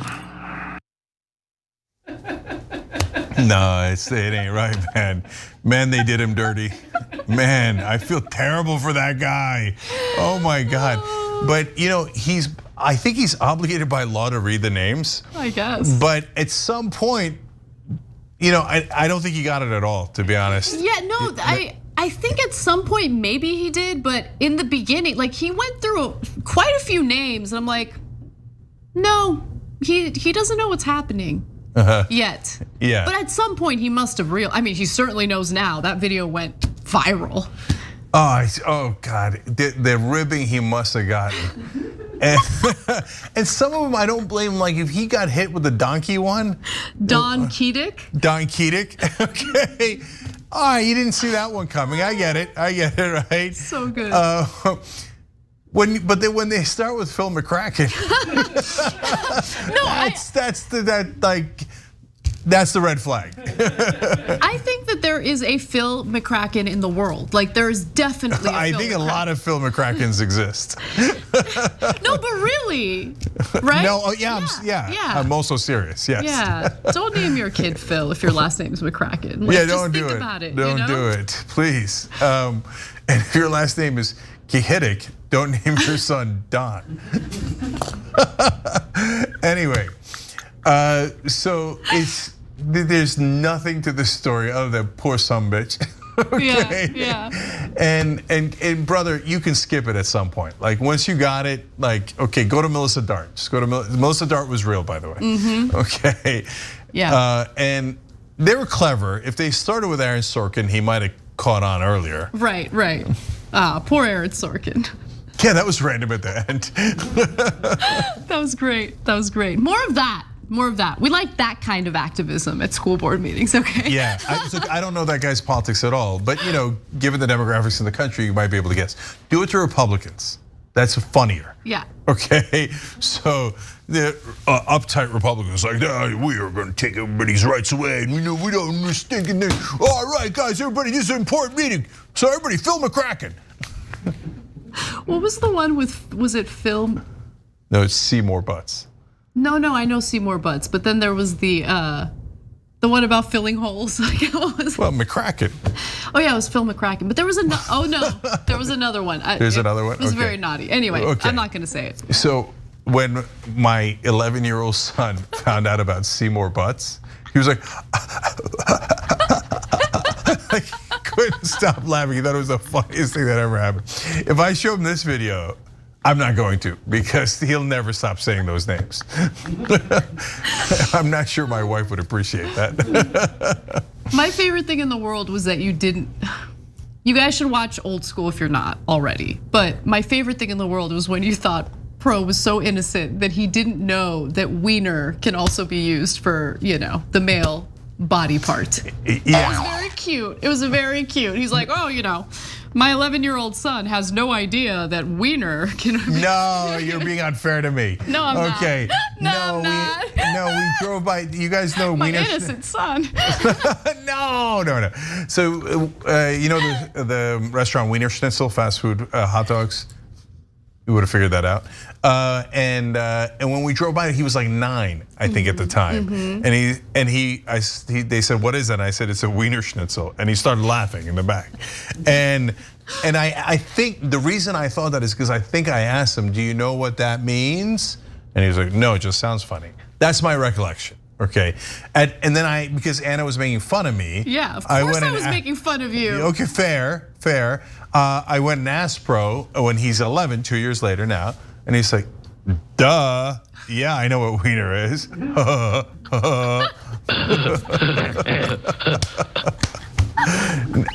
But for a long time, he didn't know what. He knew that the short form of Richard is Dick, but he didn't know what that meant. And so he just found it curious, but now he knows. So that's why anytime anybody mentions like Dick Cheney or something, he's like, that's the guy's name. Richard Nixon had like a slogan. Like I remember going to like some vintage store and there were like Richard Nixon buttons. Yeah. And one of them said, "They can't lick dick," or something like that. It was outrageous. It was so outrageous. I was outraged. I was like, wow, Republicans were, pretty fun back in the day. What happened? Well, you know what his nickname was? His nickname was Tricky Dick. Of course it was. Yeah, no, I did know that, but I, of course, put it out of my mind. Is that a good thing or a bad thing? Tricky how? They can't lick dick. That's unbelievable that was the slogan. Yeah. Okay. Yeah. Anyway, all right. One final thing, one little bit of fun before we end our bonus episode today. So, look, there were a lot of horrifying videos that came out of the flooding in New York.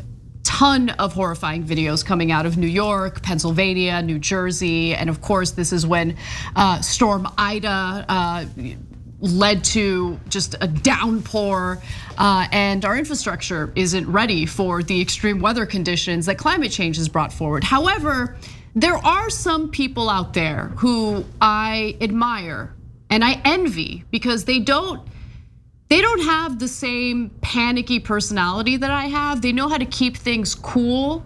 They're calm, they're collected. And I bring you this New Yorker who's like, you know what? I'm gonna float. I'm gonna smoke my cigar. I think it's a cigar, and I'm gonna enjoy myself. It's a bong or a hookah? Oh, he was smoking a hookah. Yeah, you'll see. All right, let's see.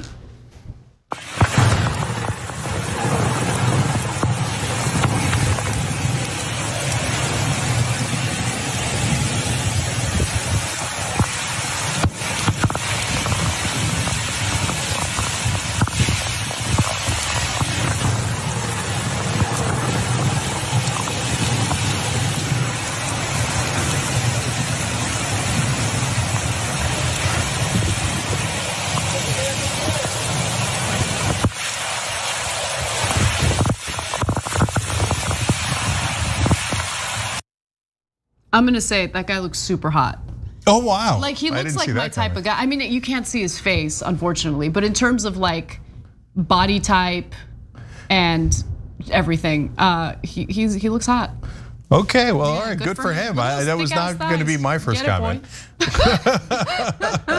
That's not what occurred to me. Okay, so first of all, his name is Hookah. He lives on the second floor, and it's a good thing. Otherwise, his house would have been flooded. Is his name really Hookah? No. Oh, okay. It's a reference to an old song.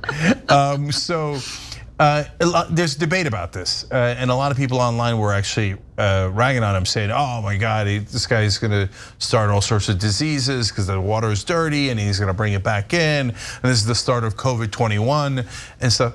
Just guys, bring it down, bring it down. It's a bad time. He's trying to have a good time with a bad time. Get off his ass. Did he do it for publicity? I don't know. I don't care. He didn't harm anyone else in doing it. What are his politics? I don't know. I don't care. Okay, he's just chilling when everybody else is panicking.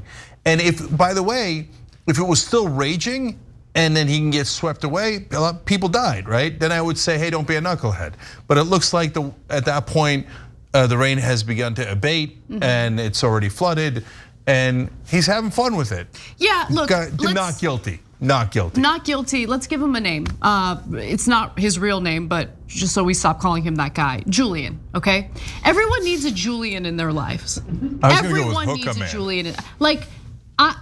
Christian is my Julian, right? He's always calm, sometimes so calm that it drives me crazy. But good for you. But you need that balance.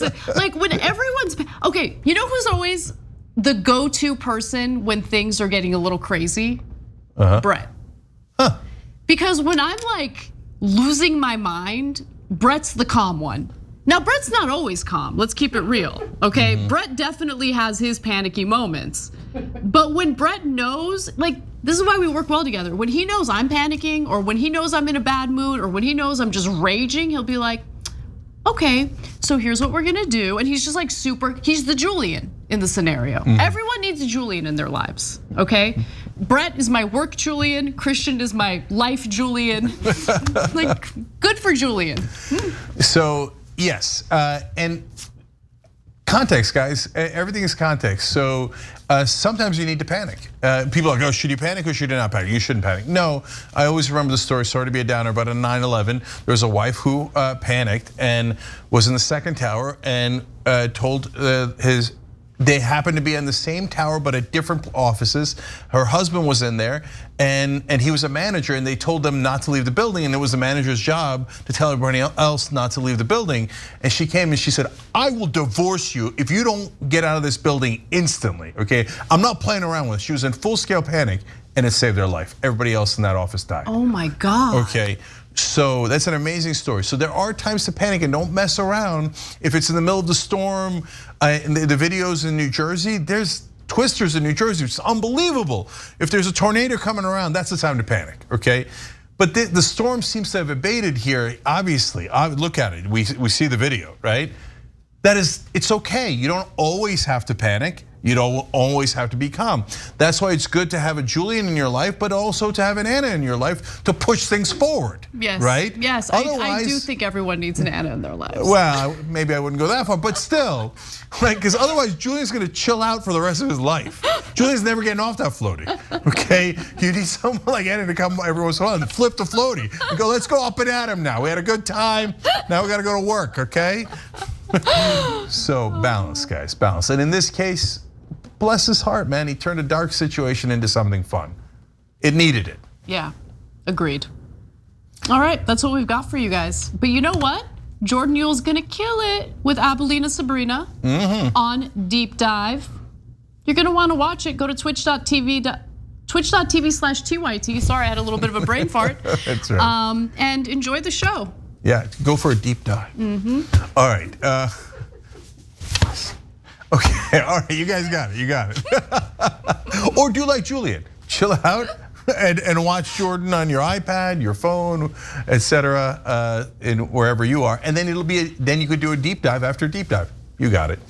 All right, guys, much love. We will see you tomorrow, or at least I will, Power Panel. Bye-bye.